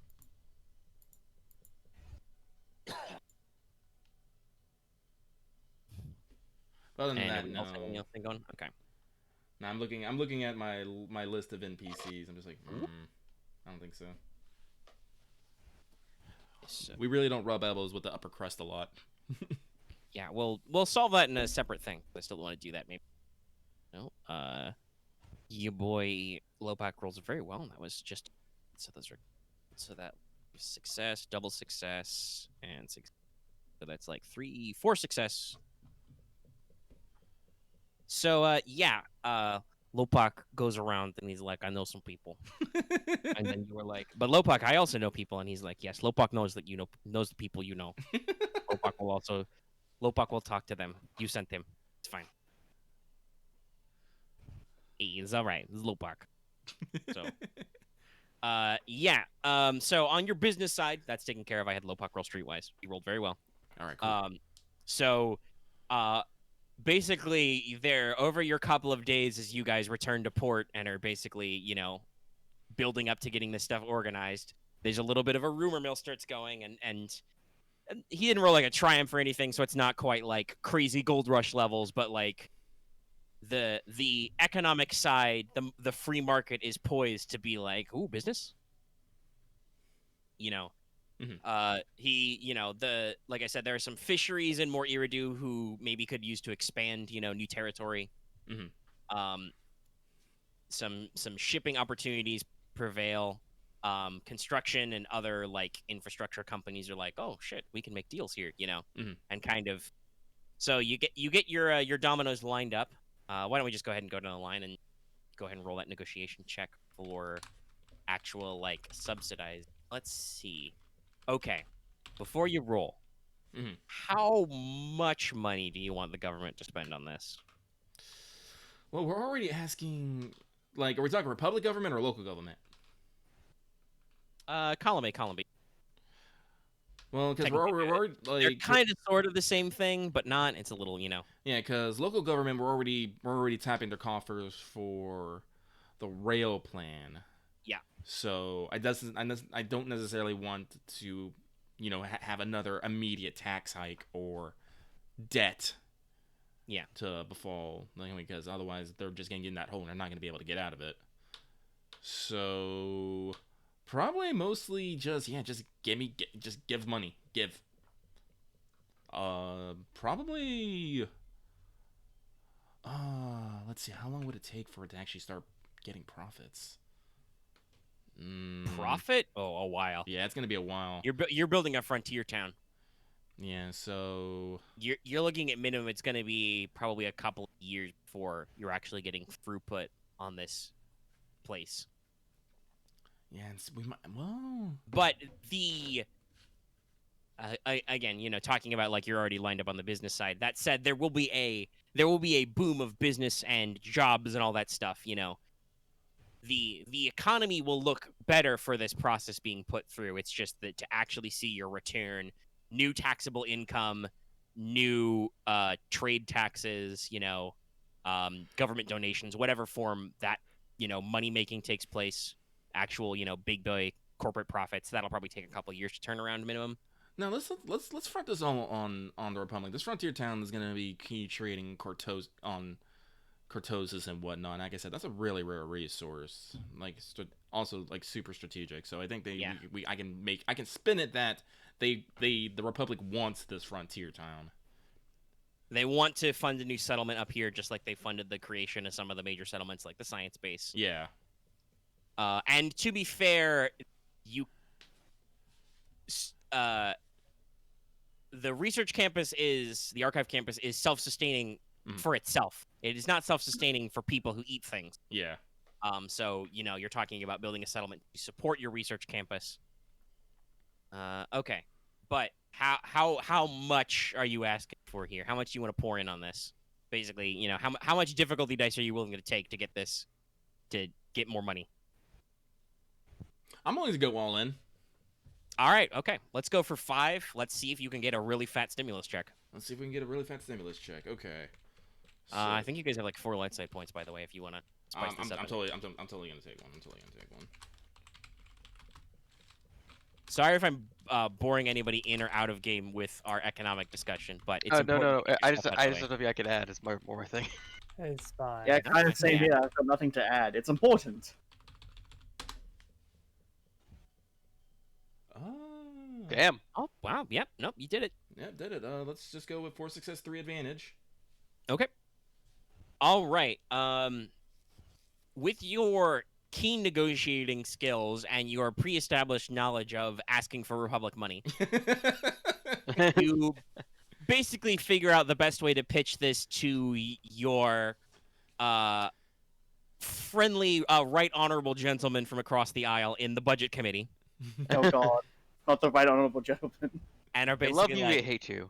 all right, okay, guys, I've come once again to ask for your financial support. There we go. Because we need to build this town. You know why? Stonks. And basically, you outline your, 12-point plan or whatever. You show them the fucking PowerPoint with the triangle, and talk about, let's see, how do we phrase this? It was like, it was unique foods and animal products and metals flow out of the north, right? Mhm. There's probably an image of Wevu in a suit, crossing Well, her yeah, arms and nodding her 'cause head. Basically, the triangle works is they'll be sending out food, traditional crafts, metals, and hydrocarbons. We'll be importing people and labor from the others. Oh, what was it? We actually did have this. So food, fuel, and metals, and luxury goods, basically arts, come out of the crossing, Mhm. and can be internally sold or even sold off planet. You can make an excess. Government flows out of more Iridu in the science base. Nice. Perfect. Excellent. And the people watching the video now, and the people watching the video already knew what we called it, but you get it now. You understand this was the moment. Government, for lack of a better word, flows out of more Iridu in the science base. Authority. Mhm. And also, More Iridu has the existing facilities to process goods. Yes. So finished goods come out of More Iridu back to those other places. Yeah. And standardized foodstuffs, grain and meat, as well as your labor force, both your upper and middle class labor force, are flowing out of the North Parish regions, Yeah. Efiana, because that's where you've got lots of enthusiastic young minds. Oh, actually, now that I think about it, this might actually be good for the parishes because fucking Canhead. It's literally just a canning facility. Yeah, no, I mean, if you have additional... So, Soholiv is not a very... The whole planet is basically a frontier. It wasn't super well connected. That's why it was kind of a big deal that you were like, let's build a railway. Mhm. But formally encouraging this trade on a government level with, like I said, you put out your 5-year plan and, like, here's at which point you can introduce this tariff and this tax and, like, the government smoothing of the tape, because this is always how it goes with government. It's like, okay, we guys want you to dig oil out of the ground and turn it into fuel. So you get this kind of rebate on this kind of stuff, but you have to pay this kind of tax on this kind of stuff. And basically you streamline the business to make it productive. So you can actually, like, build this business network of, private and public sectors working together to cause this to flow. And yes, no, absolutely. Some of your smaller towns will probably get overflow business as this expands. Again, probably not for a few years, but yeah, it will definitely help some of these cities grow because they have stuff to do. And I mean, that's your pitch basically. And you're like, listen, you're gonna pay me, well, pay Soholiv, but you know what I mean. Yeah, you don't pay me. You're gonna drop a few 100 million credits on Soholiv now, but you're gonna make this back in taxes for decades to come. And it works. They're like, okay. All right. Well, they give you as much as they can approve. So your timetable is obviously, some of this stuff is obviously beyond the campaign timeline, but Yes. you do actually set a fairly reasonable time frame of, like, they are ready to, hire workers to build government buildings right away kind of stuff, ready to do government grants so people are actually making money to build infrastructure like hospitals, docks, etc., necessary facilities, and ready with small business loans to start new businesses, that kind of stuff. So the growth for the new, what was it again? Rufeld Crossing will be quite speedy. All right, cool. Now you want to try and get people on Soholiv in general. Yes. So let's see. How shitty is Soholiv? That's basically your difficulty here. It's pretty shitty. We're not gonna lie. I'm gonna add. I think I'm gonna add 2. No, let's call it 1. You've done pretty good at fighting the enemy, but I'm gonna add 1 setback die for the fact that you're still an ongoing contested planet. Yes. You are a fucking war zone, but you've done pretty good at not making it a horrific war zone. So we'll keep it at 1 setback. They've also kept it off the place where overall, like, all of the actual, like, living places are. Yeah, but you're talking about, like, expanding, getting new immigrants and tourists and stuff. Yeah, Fair because enough. we're fairly The undeveloped. fact they could still, you could accidentally stumble into a fucking war zone. It's still a negative, but Yeah. it's not a pitched battle, so we'll call it 1. Let's see here. The planet's still fairly. It's a little bit out of the way. It's Yes, important you're for the in the outer sector, rim. and we're a bit underdeveloped. But let's see here. I mean, being underdeveloped is a plus and a minus, right? It Yeah. will affect who you want to get. Yeah. Actually, here's a good question. This will be easier. Who are you appealing this to? Ooh, this Are is you good. going for a lowest common denominator? Are you specifically trying to attract more colonist types? More frontier colonists, and be like, go to Soholiv. It's the biggest expanding frontier in the Gardener sector. Or are you like Soholiv, center of fucking science? Explore ancient ruins. Like, are you trying to get like explorers, archaeologists, researchers here? No, let's. We're probably going for more colonists. Okay. Are you gonna like technically you could turn the fact that it's a war zone into a plus and be like, mercenaries, come here. You can fight on Soholiv. Yeah, but that also works the other way around too. Yeah, no, it does. So you want a more of a colonist bent then? Yeah, more of Specifically? a colonist bent. So that would be leaning a little bit more homesteaders, farmers, ranchers, etc. But also include, contra doctors and contra lawyers and stuff like that. A little bit of a mix of your lower and middle classes. Okay, so the fact that Soholib is not super developed is actually technically a plus there, but you are out of the way. So let's go with a hard charm check with a setback die. And that, I think, is a nice fair one. Let's see here.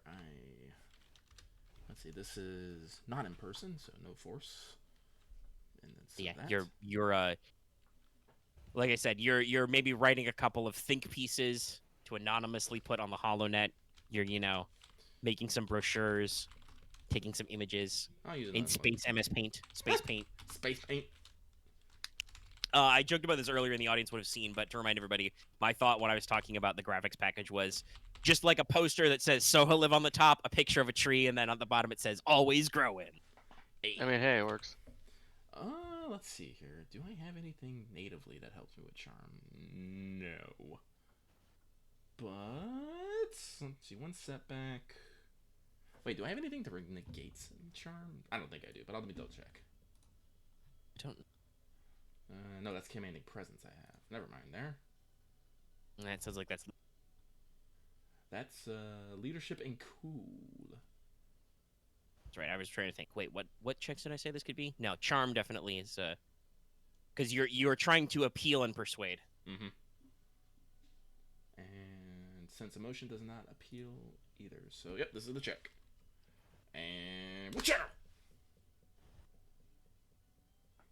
Hey, Okay, interesting. Okay. mostly in your favor. All right. So, for success with a triumph, but a singular threat. Okay. So, obviously, with a high degree of success, you are able to churn out whatever bits of persuasion, you're making, whether, like I said, it's shooting, commercials, graphics, speeches, essays, whatever. You're able to get a decent spread, right?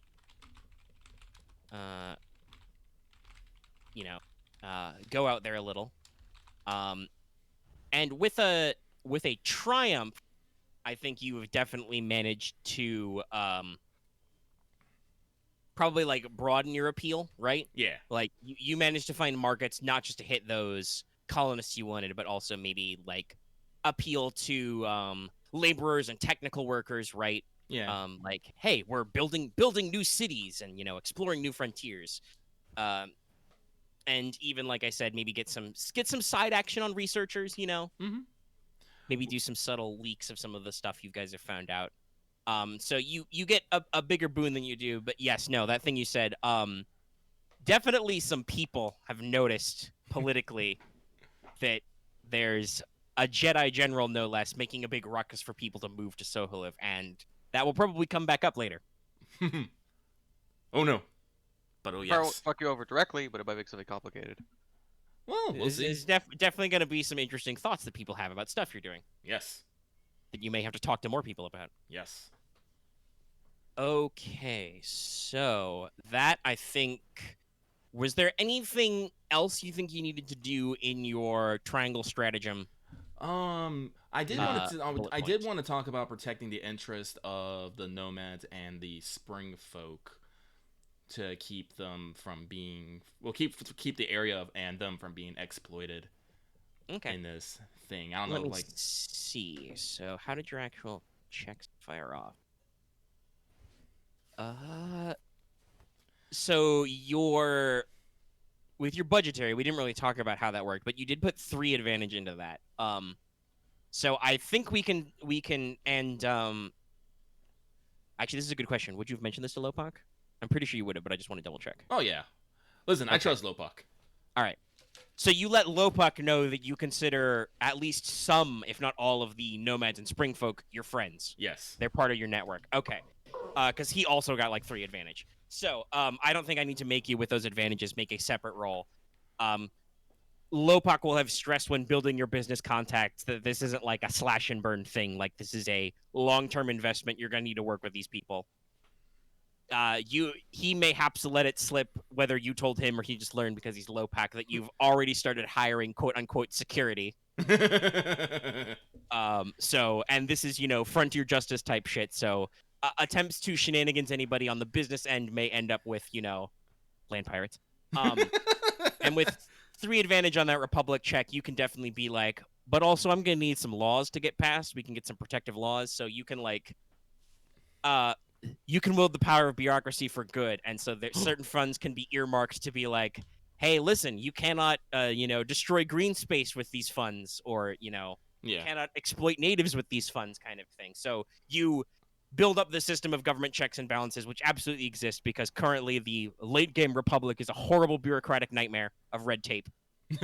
Entirely made just so everything continuously goes forever. Are arguably corrupt, but in a way that you can use to your ends, and so you don't need to worry about at least any accidental or large-scale shenanigansing of the local populations. Okay. Whether or not I decide it'll be a plot point later for there to be deliberate shenanigansing by individuals, we can work on that. But for now, you don't need to worry about any additional cross-contamination or whatever. Like, some big corpo ain't just gonna fall out of the sky and be all like, all this Earth has belonged to us. Yeah, no. We can say that with those advantages, because that could have been a real concern if you rolled some threats. You could have accidentally shot yourself in the foot, but you did not, except for maybe that last one. And Only so we grazed. can say that, yes, you were able to secure additional protection, so nothing really freaks out or does any horrible. Okie dokie. So, I think that's everything then. If you Yeah, no. Yeah. I have. Yep, we have secured the crown. We have fixed what we could. We have started the Tri-City initiative and all boons and protections with it. Started an immigration pool. Other than that, yeah, no. I think this chapter of Colony Dev Sim is good. It's a really weird feeling to be doing all this stuff, knowing that I probably never actually see it in character. It's so wild. Yeah. yeah. I mean, if we ever make a campaign that's just that involves this Oh, that's what I planet, mean in character. I mean, universe. like, as Aramaa. fair Yeah, enough. there, Yeah. I still think it's really cool because I it don't know, means I that love like it. this Of course. planet's It's super cool. all of your effort.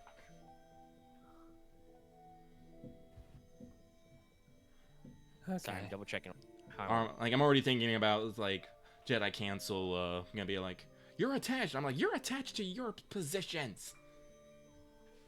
I'm gonna call them out. I'm attached to I'm attached to people that I fought to protect. Armor might have to throw I'll that. be real. I'll be real. Like, in some retrospect, us being always on Solo Live has put it where it's like, man, this actually would have not be that expensive to actually make a live action like kind of Star Wars show of just on like I'll just use like a fucking like shooting like Florida or like Louisiana, just like places that Yeah, have you bios. need to do some location shooting, but yes, you could have done it. You can just like ice cap shots, so it's not actually not that hard. So it's like it'd be surprisingly like doable. Think about it. My mind instantly I just realized, thought of so that's Star my Wars bad. I just Florida, realized like, as I was double checking some stuff about ranks and things. there are actually some interesting hard numbers on this. On So what? a company is actually supposed to be 144 clone troopers. Oh, okay. Oh, interesting. So Oh yeah, because we need to Because you are in fact currently a battalion for companies. Mhm. But I'm wondering because it's the next step up is supposed to be a regiment, which is 4 battalions. so if it's around like 144 to like 150, it's around we have like 600 clone troopers, ish, give or take. Oh, A, Opposite. a battalion is canonically anyway 576 troopers. That Okay. said, that feels like a little small. So I think logistically, I think we can go to a regiment. We can upgrade you from a battalion to a regiment. It's just I have to think: are we gonna actually do 4 battalions? Maybe. You'll have to give me a sec to like logic through some stuff and talk. Oh no, about that's some of it, fine. Like 'cause take your there'll fucking be Depends time. if most there'll of be them are some like. organizational like changes and questions because we've got to set organizational culture. Mm-hmm. But Nice to I find out was that just number. double checking the ranks because I was gonna say this because there is a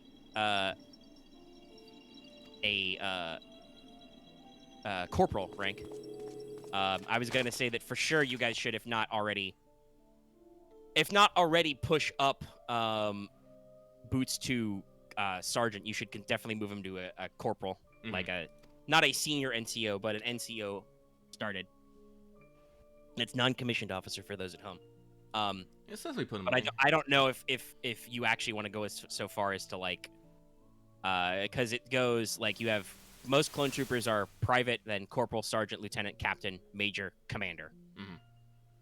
As a for a weird question, what would Camo technically be rank wise, or is Spec Ops kind of So a weird special branch? forces are technically outside of it, but Okay. in terms of operational authority, I do actually believe because a decent number of units who are ARC trained are commanders, you are probably counted as being of similar, at least tactical authority to a commander. Oh, okay. Because your special forces, you're in charge of stuff. Gotcha. But yeah, so I was just Kind of double weird. checking. We weren't expecting special forces. Yes, that's the mean. But yeah, no, I think it's time. Yeah, Boots gets. Boots at least should get his corporal chevron, if not full blown, promote him to sarge.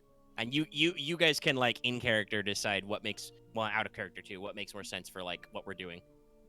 Like technically, like honestly, as basically a corpsman, a medic, probably at least sergeant. Like Sergeant Boots, or I guess just circum Sarge. medics at least get a lot of stuff, but you could go full blown and go like. He did technically take the officer tree. We could skip to bars. Lieutenant Boots. He can be a butter bar. Well, actually, hang on. Do we have warrant officers? So not explicitly, but there's at least. Hold on, let me source this. Nope. So canonically, at least one clone in the Clone Wars was called Master Chief. So you've got senior NCO positions. We could have warrant officers. That's not actually explicitly spelled out, but I mean it's possible. Yeah, Because you've got some formal ranks and some informal ranks, but yeah, so you could warrant officer him. Well, yeah, because warrant officers, they technically outrank all enlisted members, but they don't like have a cause tree, so they're in between like actual officers and enlisted. They're just weird outside. And historically, warrant officers, and even I believe sometimes now in modern day, you use warrant officer ranks for specialists who like have special knowledge. That's our medic. How high? So, Loth, how high do you want the ceiling to be for Boots? Honestly, I don't know. Well, I honestly know you're gonna get an officer commission. I'm putting in an officer commission for you, but you're going to be a warrant officer, which is interesting because warrant officer doesn't actually have that great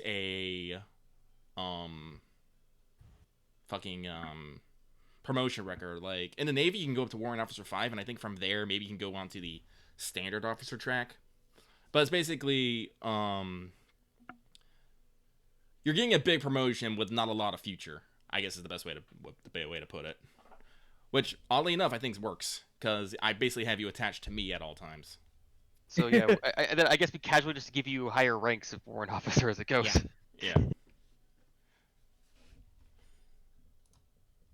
So, based on some legend stuff that was used, warrant officer exists, obviously. So there are also, we can also have various forms of like chief warrant officer, master warrant officer, junior, senior. Here it is. They rank immediately below second lieutenants and above the highest enlisted grade. Yeah, and you can have different grades. So you can basically issue him a warrant, and that's specific task. He is the medical officer in your company, probably, Yes. or your battalion, depending on how this shakes out. Okay, so yeah. First try for any other clone that gets injured, they gotta spend time with me. Which this also probably means that if Boots wasn't already, he should be definitely emblazoned with a medic Red Cross and probably some other like rank marking, so anybody looking at him can be like, that guy. Mhm. He's important. Just across the helmet is a big red cross. I think it's usually shoulders and back. Yeah. I'm thinking we're gonna get you some shoulder plates of it on. Yeah, here we go. Hold on, I got some stock images. It's not save. I want to. This is a 501st Legion medic, but so you'd have different coloration. But yeah, Ah, yes. shoulder pack. So yeah, it would probably be shoulder pack, maybe helmet. Means you're gonna have to get a bigger backpack. Well, I believe technically he's already working out of basically. The biggest backpack. Yeah, he's already working out of a modified or standard issue backpack. Just he has to make sure to stencil the medic seal on the side. Just cover this man in pouches and bandolier. That's basically Boots. That's the I look of a Also, medic. I also see some fan arts with it being on the front of the chest plate, That could be cool. so you can go with that too. Chest plate, helmet, shoulder, whatever you like, if you want to be clever. Okay. I need to go pee for a second, so I'm going to pause the audio and be right back. Righto. Okay. And then I think we'll talk about the great reorganizing. Reorganizing. How more recent than I thought that'd be. I feel like I need to apologize for maybe my lack of talking because like last time I woke up at 5 a.m. after falling asleep at 3 and going, fuck, not again. Well, don't worry. Like real talk. Loth. Did you actually have anything to add? Not really. And see, that's the thing. It's like, don't, like, I keep telling people, don't, unless you feel like you're not getting enough action in the spotlight, don't force yourself to talk. Like I said, unfortunately, like, I know I kind of, like, I run my mouth a lot, and I make a lot of decisions, sometimes without you guys. I'm just like, we're doing this, and you guys are just like, okay. But track record shows that usually if we have too many people making ideas and making plans, usually shit gets bogged down. Yeah, there are too many cooks in the kitchen. Yeah. So me just sometimes running Randrob with plans and talking about stuff is sometimes to the benefit, as Axe could probably attest to in the D&D game. Oh, Axe is Somewhat, yeah. Oh, somewhat, yeah. It's somewhat because it's like I'm just thinking about it, where it's like most of the time it's more of it's less we don't have plans. It's more that some of us just don't even get to say a thing. Well, yeah, just you have too many people talking. I mean, Yeah, it was 6. How many people are in the D&D group? It's only 4 people. It's basically the same amount of people in this group. oh yeah, because you had Okay. people leave. That's right. Yeah, one because he had work Yeah. or at college, but most of the case is just that everyone else stops talking for each other except for me. But I guess I don't know. I guess because to them it's like I'm not worth listening to half the time, which is it kind of gets exhausting. Sometimes it gets mentally exhausting from that whole feeling. Well, anyway, like I said, like, so again, don't apologize for not being a talkie boy. You don't have to be a talkie boy. Be a talkie boy when you want to be a talkie boy. I mean, during the whole thing, like when you guys were talking about it, I've just been shit posting in tech chat because that's where my mind is going. Well, I was busy, or I guess as I was doing stuff, as you guys were like finished talking, I went to go like I noticed I saw a bunch of trash. And I was just organizing all the trash in my apartment. Oh wait, hold on. Yeah. Oh yeah. Be right back. I'm gonna see if they've delivered my mail. Sorry, Okay. Marth, to interrupt you. Mm-hmm. And that's fine. I've been like day before I've been listening to some D&D DM horror stories. Oh wow. It's like, oh well, this guy was so bullheaded, charged the whole thing. The DM was like, no, don't do that. And then the whole group just mutilated against the DM. Mutiny! Like, just tossed him out and did a new game.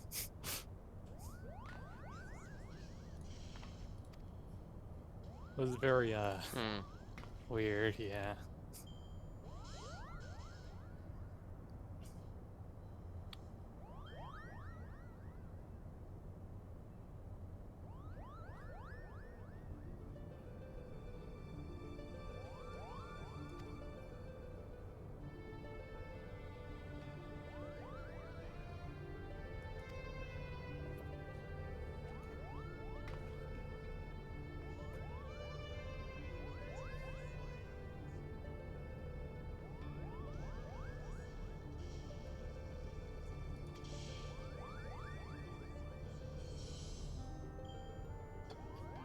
Undefinite. I'm back.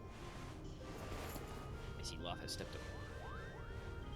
He went to go check Did his we mail. talk about anything fun while we were gone? No, just Loth was a little bit apologetic about how he hasn't been talking much. I'm like, no, dude, you guys don't have to worry about talking. I will talk if talking needs to be done. No, and this is as I said, tying up loose ends. And honestly, for our colonial boys, you guys don't usually have to worry about loose ends. That's the beauty of not being officers, like not being real boy officers, like commanders. Is you wait for somebody with more egg salad on their uniform to tell you what to do, and then you go do it. Yeah, it's like, I need to worry about the two Jedi, and usually I think it makes sense that Marth doesn't comment too much because Wevuguk doesn't seem like a character who's too busy focused on this. She's like, okay, but when do I hit? it's like, why do I either hit things or send people to hit things? Can I perhaps fly a thing to hit somebody? Anyway, I'm going to pause. Loth is having a mushroom attack. Okay, so close that.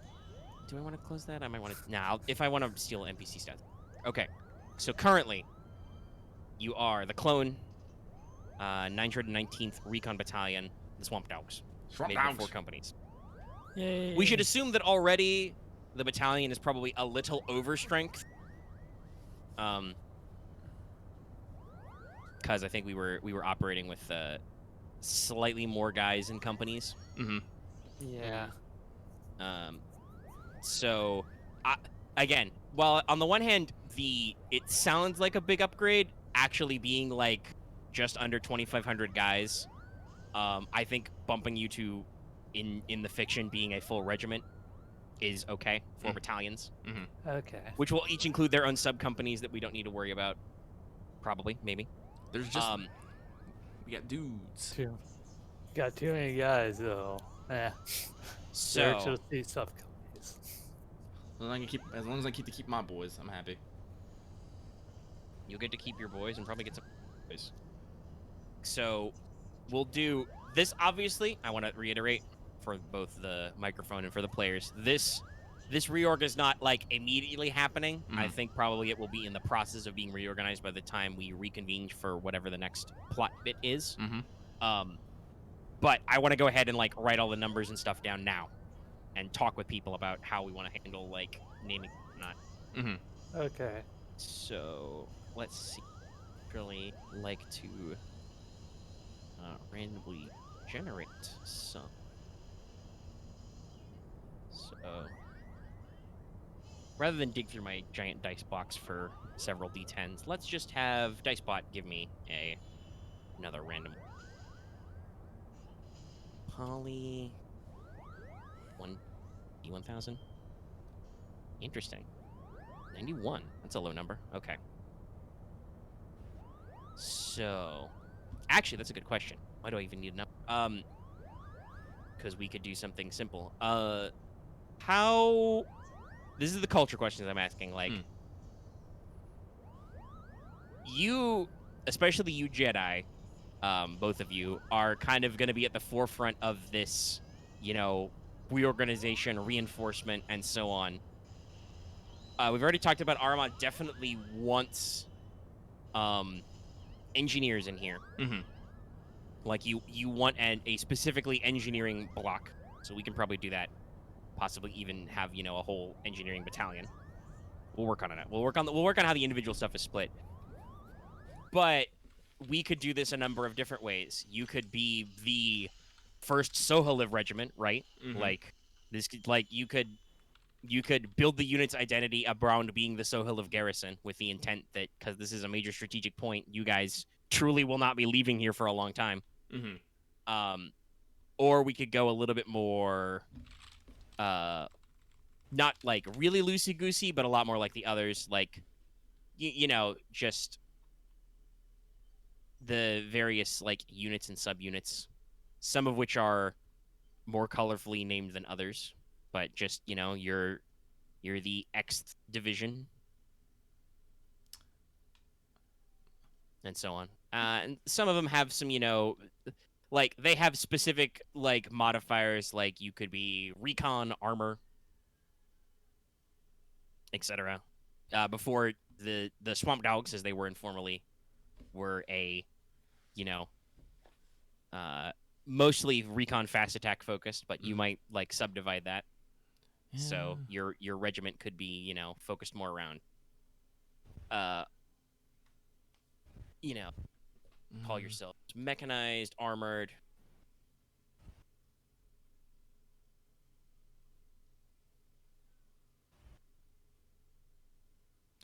Like in a lot of history, there's a lot of like division for like being armored, artillery, infantry, special regiments. I'm kind of thinking of like what we've been doing a lot on fucking Sohaliv, and it's been a lot of. We do a lot of exploring. We do a lot of building. We fight a fair amount, but it's usually not our focus. Yeah, I mean, so like in real life, regiments are often they're like a larger, more formal unit, so they can be like administrative or ceremonial. So, like I said, legit up being like the first clone regiment of Sohaliv. I'm feeling that. I'm honestly feeling that. Like, all right, I think that makes sense in the context. What do the rest of you guys think? You Yeah. okay with that? Yeah, I'm okay I don't with know. that. Yeah. So you I have no are arguments. first Sohaliv regiment. everyone gets matching uniforms now. Yay. So,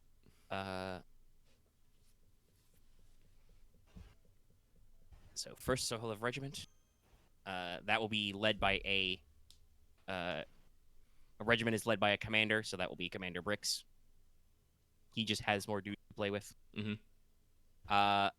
Though this may mean that some of your other friends may actually get bumped to maybe Commander. Or maybe we'll just say they're members.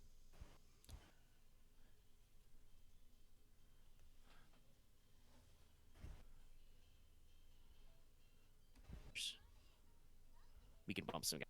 We can say that he's no longer Captain Shark, Major Shark. Oh no. Because you've got bigger units under the regiment now in battalions. So let's see. You currently have 4 diverse companies that are kind of split up into units. You guys have mostly worked with Crimson Lightning and Sierra Company. Sierra was mostly your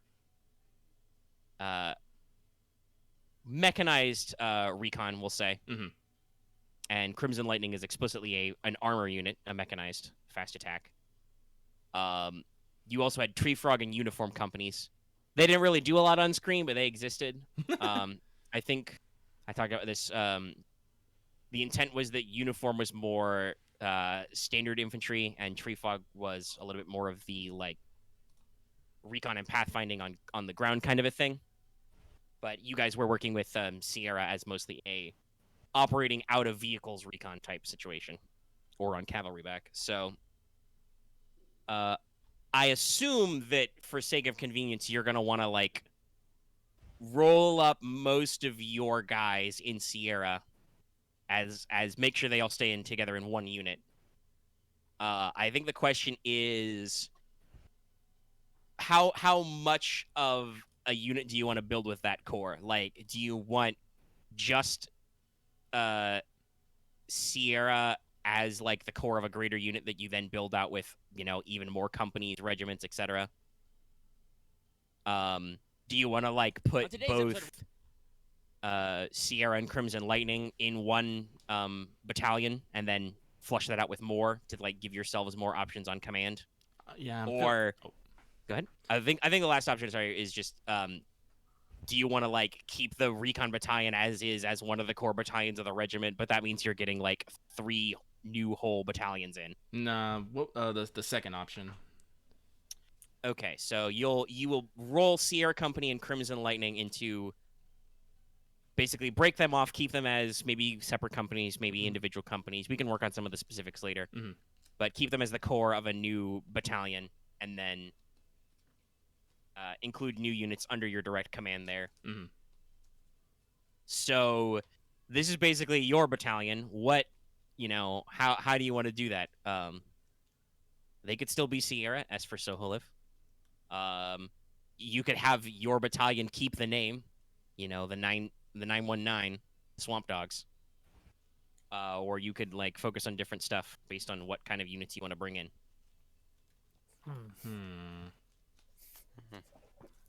Like I said, like if we smash them together, their outlook really doesn't change much because they're both mechanized.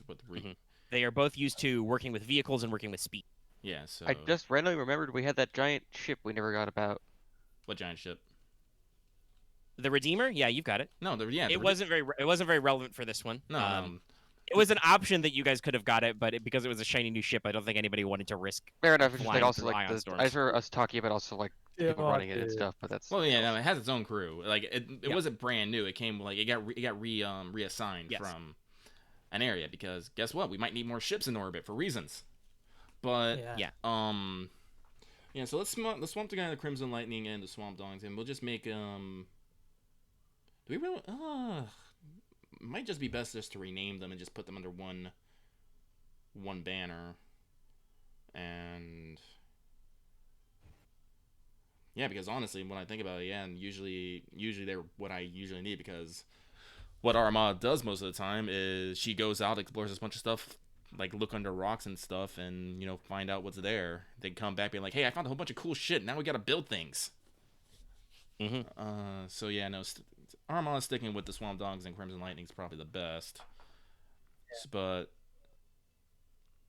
yeah, so Omega, are you talking basically about we're merging them together into one, and basically are we rebranding them? Well, yeah, they would. So you are to fill out a regiment. We're gonna have 4 battalions. Yeah. Right. Right.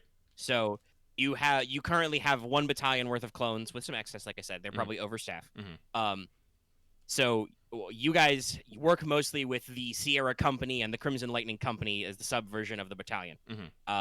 You probably want to keep them 2 together, and when you build out a battalion that will basically be under you. So the question is like, how do you want to like organize and call them, and so on? Because they can still exist as sub companies, but for sake of organization, they are part of a larger battalion. So the question was, are they going to stay the Swamp Dogs? No. Are you going to come up with a new one? You talk a lot about exploring. They could be SEF, Soholiv Expeditionary Force Battalion. Expeditionary Force sounds pretty good, actually. Yeah. Okay, so we'll call that.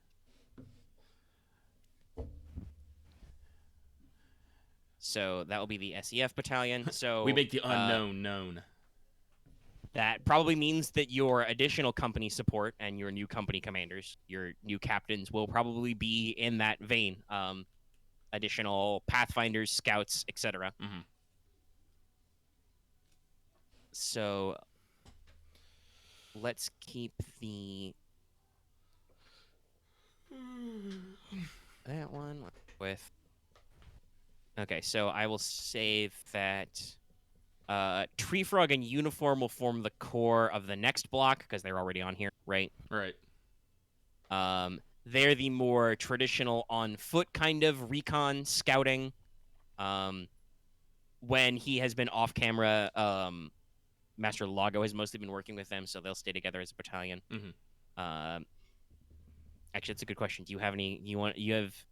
Do you want the SEF to have any cute nicknames, or can they just have an acronym?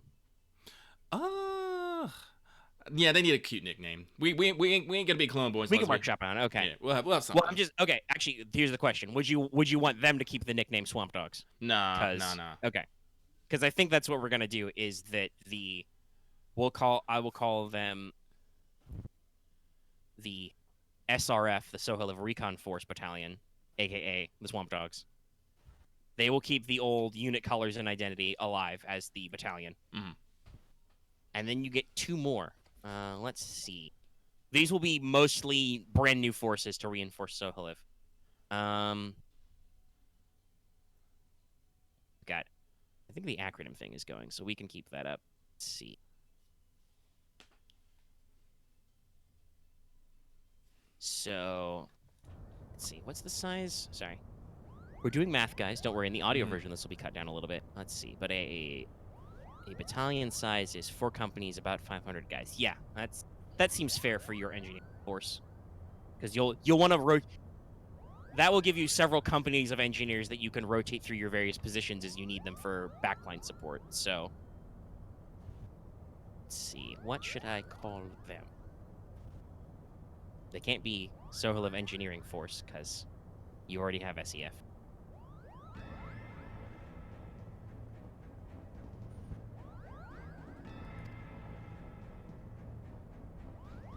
I've never been good with acronyms and names. Nah, it's okay. We're doing a little brainstorming. Hey, if anybody out there, you guys got any fast and loose stuff, we can work on that. But I will tab them in as engineers. Do any of you commanders, players, have any preference on your final battalion strength block of guys? Because you've got basically the expeditionary force. The guys under you are, as we said, they are mechanized, so they operate out of Sierra Mobile, obviously, still.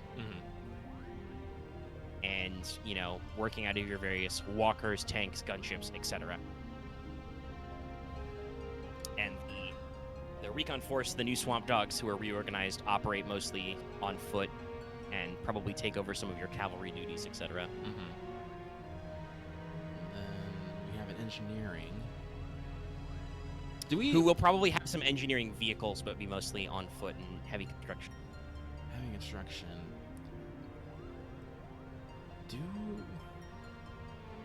I think the thing that so we basically have 2 combat blocks, an engineering block. So I guess maybe administration support, logistics, supplies, moving things. Let's see. I believe that is because that's an administration. Well, so your regiment itself is probably the admin unit. Because this will include support staff and everything. Okay.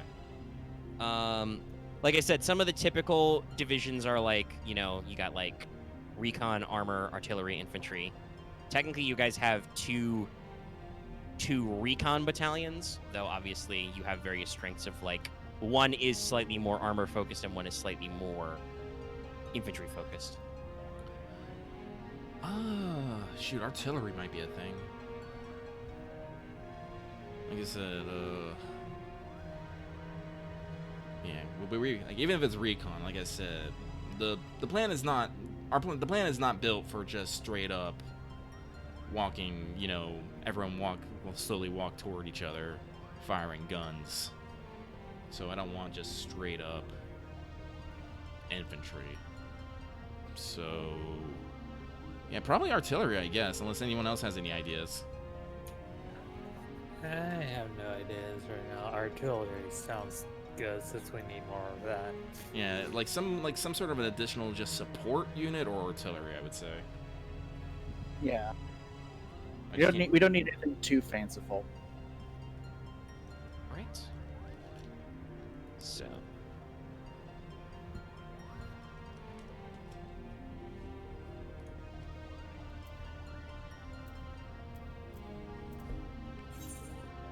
Let's see.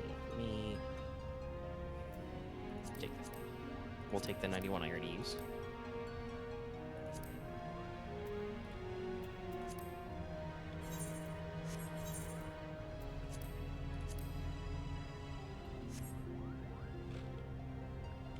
Ooh, excuse me. I'll come up with a cute sub name for them later. But we'll call them the 91st Clone Artillery Battery for now. They get the cool nickname of being a battery, but they'll be your heavy metal, your ass, you know. Basically, the way I basically want this to work is basically, we favor defensive tactics, so that's why we have an engineering and artillery. We basically forward up and we just hammer them from afar. Yeah. And so yeah, you've got a full battery, so that is additional standing guns, mobile artillery, probably including some of the mobile turbo laser tanks, stuff like that. You know,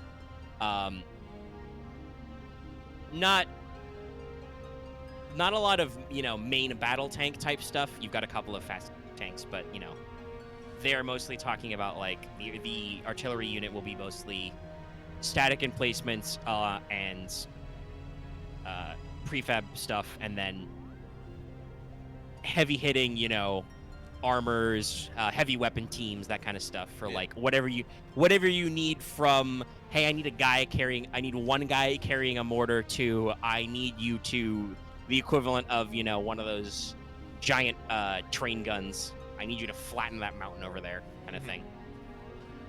Possibly even have like because there are airspeed or planetary bombers, so you might have some air artillery as well.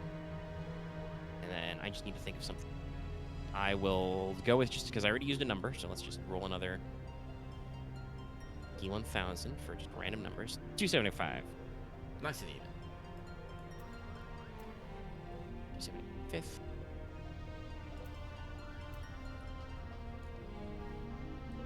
So 275th Clone Engineers Battalion. And I will come up with maybe some fun names.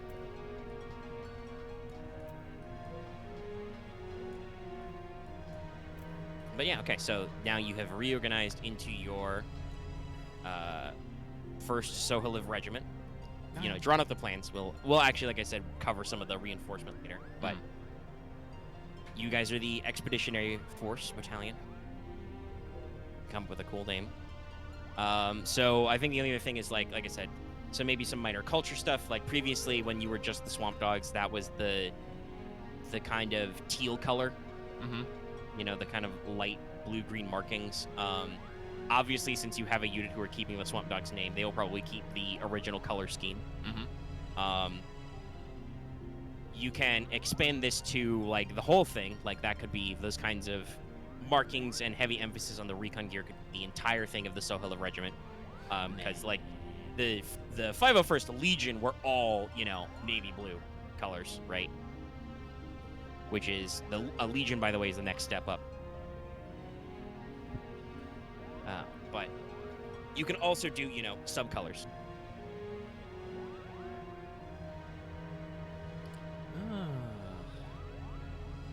That was the thing that happened in the last season of Clone Wars, was Anakin shaved off, I think, if not a regiment, like a battalion worth of task force to go do a separate thing. They kept their original blue markings, but also added kind of an orange-red face marking. They were under Ahsoka, so like you can do some slightly different stuff. And we don't have to. I'm just bringing it up now so that if we think of stuff now, we can just get it out of the way in my notes. We don't have to like hammer it out either right now. I think we can. Maybe we'll keep like the colors, but we'll just add like a color stripe of something somewhere. So I'm obviously not biased or anything, but you did take in the Crimson Lightning, whose their special color was, red lines. You could add a splash of red to the Expeditionary Force. Yeah, we could. Yeah, let's just smash together the fucking Crimson Lightning and the Swamp Dog colors for the Expeditionary Force. Yeah. So it'll be like the what'd you say the Swamp Dog's color was again? Teal? Yeah. Yeah, let's just do like the teal base with like some red accents. Alright, so probably like still focus on like, teal helmet markings, shoulders, knees, that kind of stuff.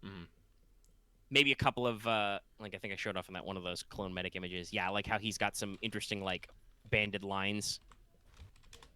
Probably do a little bit of that action for because recon. Spooky lines, break up the sight line. But like throw on some red accents, like a couple of guys will keep their red stenciled lightning bolts on their helmets, maybe a single like red stripe down like a teal forearm kind of a thing. Yeah. Just some kind of accent to show how serious you are. And honestly, we can probably keep that with the engineers and the artillery as well. They can like do the teal base and then add different accent colors. That's a good way to differentiate. So you all know you are the same unit. Mm-hmm. God forbid if you have to move or interact with another large clone unit, you know who's in your unit, but also you know if they're in a different subunit. Yes. Okay, all right.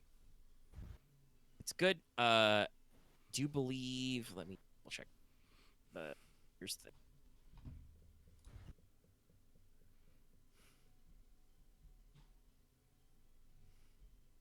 Yeah. So.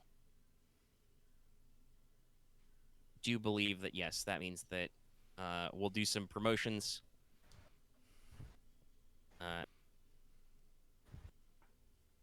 I don't think any of you guys will mind if we bump Shark to Major. No. No. No. He's cool. You like him. Yes. So, yeah. And I will probably come up with another round of majors to head up all these other ones as well. Cool. Okay. So, these guys are... Basically, there's probably a few days of meetings, reinforcement, like plans, proposals, etc. And then once those are submitted, and the new unit diagram, because yes, there's charts and diagrams for all this, the org chart, that's all drawn up. You fill in the paperwork for all the promotions. You know, Boots needs a warrant officer commission. We're gonna promote Shark to, CT 359 to major to command this unit. We'll promote this guy to command this unit, etc., etc. They put you on a time scale of bringing in probably a couple of acclimator transports, probably sometime in the next couple of weeks. So a couple of weeks of downtime we'll skim over. Oh. If you guys want to do more crafting or whatever. Fuck yeah, crafting time. All right. Crafting. I wonder what I'll even do. Reinforcing, crafting, figuring out whatever. And the transports may or may not stick around. I'll figure that out later if it matters for plot stuff. Okay. So I think that's all of our loose ends getting tied up. Does anybody else have anything in that department they want to hit up? No, I'm Or Not did we figure out really. everything? Yeah, I think I got everything. Yeah. Yeah. Yeah, Okay, so then I nailed it. have two questions for the team, the scheme, the squad. The scheme. The first of is it has now been several months since I suggested it, since I think it was a thing that happened when Cyberpunk came out in like December, and it is now March basically. Like it'll be March in a couple of hours. Do you Oh, guys still want Sprawl? to take a break down and do some play Yeah, a couple of Sprawl. weeks of the Sprawl? Sure, if you're like, Sure. going to, like, Well, have us yeah, just, because like, actually, knock it out right now. honestly, Omega, I think you're probably gonna want some time to actually think about the future of where this might be going. Well, yeah, I got a couple of steps too. Because the other thing I need you to do, regardless of whether or not we take a break, which I'm okay with. I'm okay with switching gears, so I can take some extra weeks to write some of this stuff down. Mhm. Workshop. Fuck. I need to take a week off so I can speak correctly. That's a lie. No amount of time will make me able to speak correctly. Anyway, but yeah, I won't mind the extra couple of weeks off to probably meander through some of this stuff and figure out some names, make up some new characters, decide on some things. There's, So one thing I wanna add. the thing then I need from you next though is to help with that process. Is I have 5 missions lined up for you to pick from. Okay. Okay. Okay. So, number 1, we can handle a potential enemy counteroffensive. They're going to do a big push to try and push back across your lines. You can work against that. You know about their, what I call the Firestorm base. They have that base in those volcanic islands up in the north, offshore, where they were working out some of their projects. So you got to do a fortified island assault. There is also actually going to the World Forge and figuring out what's up there. There is what is still in my notes as the Ballroom Blitz. Actually, have a big political talky party session. And then which maybe the would let clones us have it. And then the clones knock may have out some some of this diehard. stuff. And then the clones maybe have some diehard action depending on how things go. Yes, there may or may not be some complications there. That would also probably depend on how other roles go and when you do it. And then lastly, I had a fun thought for, because we are getting close to the end, this may or may not be like the second to last wave of missions before a big climax, right? I felt like that's probably what it was. Like penultimate. I wanted to do one last opportunity for you guys to go off planet, and it's in my notes as pilgrimage. But basically, Crown would ask you guys to go to a different planet where there's been some gardener ruins and like pick her up some stuff from the store, some components that are only available off-world. Grab some like storage crystals. Yeah, from, like... basically find her some MacGuffins off-world, and that would give us an opportunity to do kind of a different location. So which one of these things are you guys interested in handling first? Was that 4? Or 5? I know it wasn't. I think that was only 4 because that was counter offense, firestorm. No, I literally posted them all. Okay, I blurred the. Oh, World Forge. World Forge. That's the one I somehow missed. I kind of want to do the World Forge, but we could probably. I want to let that percolate just a little bit because, like I said, we've been doing a lot of. You had a big explory, ruiny, wandery. Fair enough. Just now. Maybe the counteroffensive or the ballroom. I'm feeling the counteroffensive. The ballroom will be good, maybe like second or third. Yeah, because we need time for funds to come in, agreements to be settled, things to start flowing, and also the word to get out. So your political ink can basically build for a couple of sessions, Yeah. If we do the counteroffensive, we probably want to. If we do that, it will help secure the line, so we can then do the other ones. Well, and I think counteroffensive makes sense because it'll let you cut your teeth with all your new fancy boys. Yeah, like I said, Master Lago was definitely saying, all right. Like I said, Master Lago is very kind. He sees us futzing around on the planet, doesn't say much, but do know he did say, all right, what the reorg is, we need to hit back a little bit, so we should probably hit back. Okay, so you're gonna, the enemy will try and push back, you'll push back. So I want to, we'll go with counteroffensive. That makes perfect sense, I think, for everything to start off with, and probably then how that goes. And there'll probably be some other like extra little bonus vignettes we can do, and we'll cover downtime next time, obviously. And hopefully not take 5 million hours doing that, but we'll cover it. Hold on, just my notes. That's the next step. Where was it? Format? Yeah, format text. Strike through. Mark it. Okay. I have a question about if. The only other thing I want to say, sorry, before I get to your question next, is that in general, a couple of these will probably involve ye old vehicle rules for some stuff. You may have to get in some vehicles again for things. So if anybody wants to go ahead and brush up on their vehicular actions now, or maybe perhaps purchase any talents they have that are related to that, go ahead and think about that. I don't think I have any vehicle talents. So before I do final session wrap up, what were you going to ask, Axe? It was more if we do the sprawl thing. I hope we if we're gonna do it as 0 or not. Yes, there will definitely need to be a session 0 because I have to think. I was gonna when I was planning on doing this a couple months ago, I had a conceit set of questions I will have about like world building and stuff. I'll have to rethink. We'll probably have to do that on a weekend anyway, just because that's when we have free time. I was hoping if we did it before we did the stuff on mic, but I don't know if we want to do both or not. I would prefer to do it on mic. We can talk about stuff throughout the week. Okay. But like I like to do the world building and stuff on mic just so we can have a conversation flow to it and like work through our characters.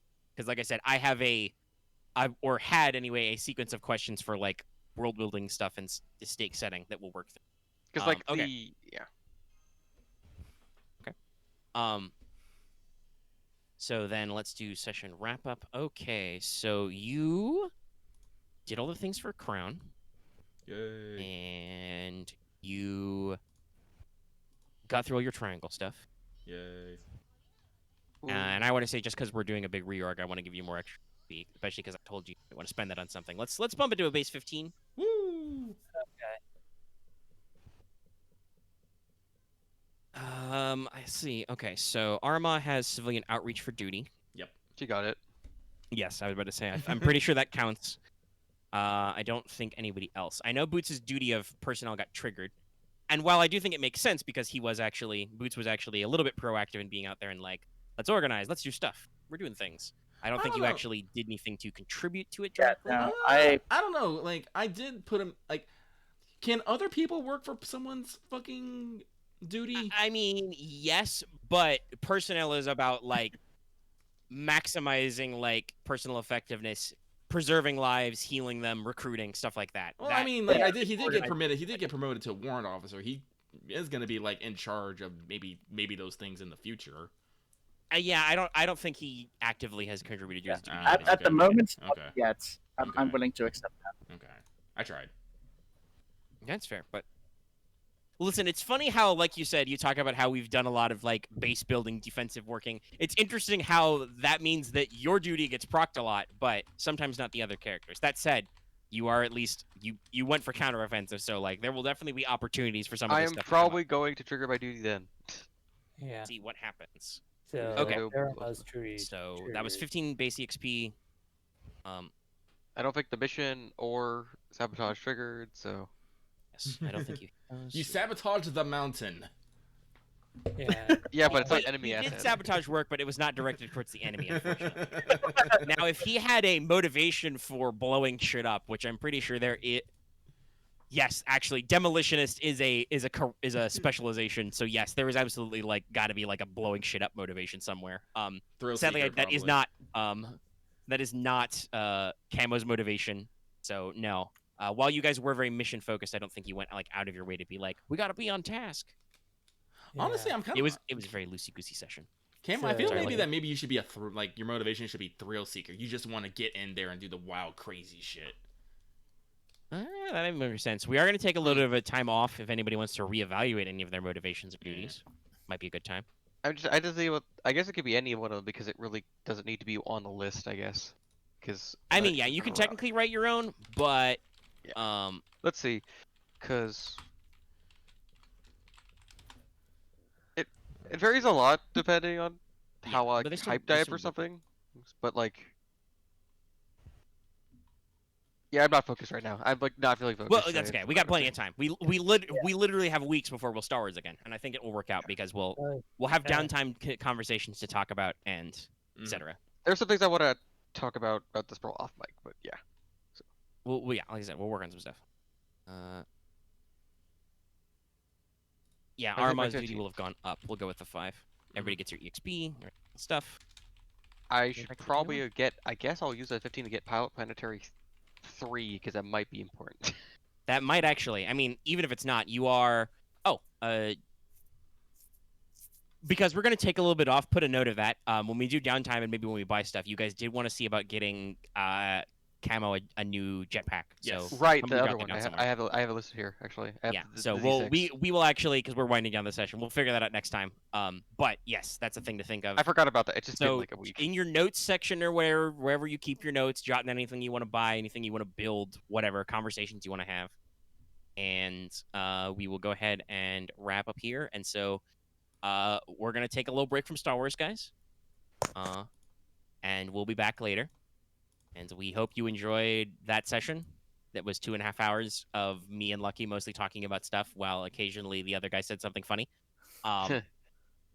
And we look forward to you in the sprawl. Okay, we're gonna go now. Bye now. Bye. Bye. Bye.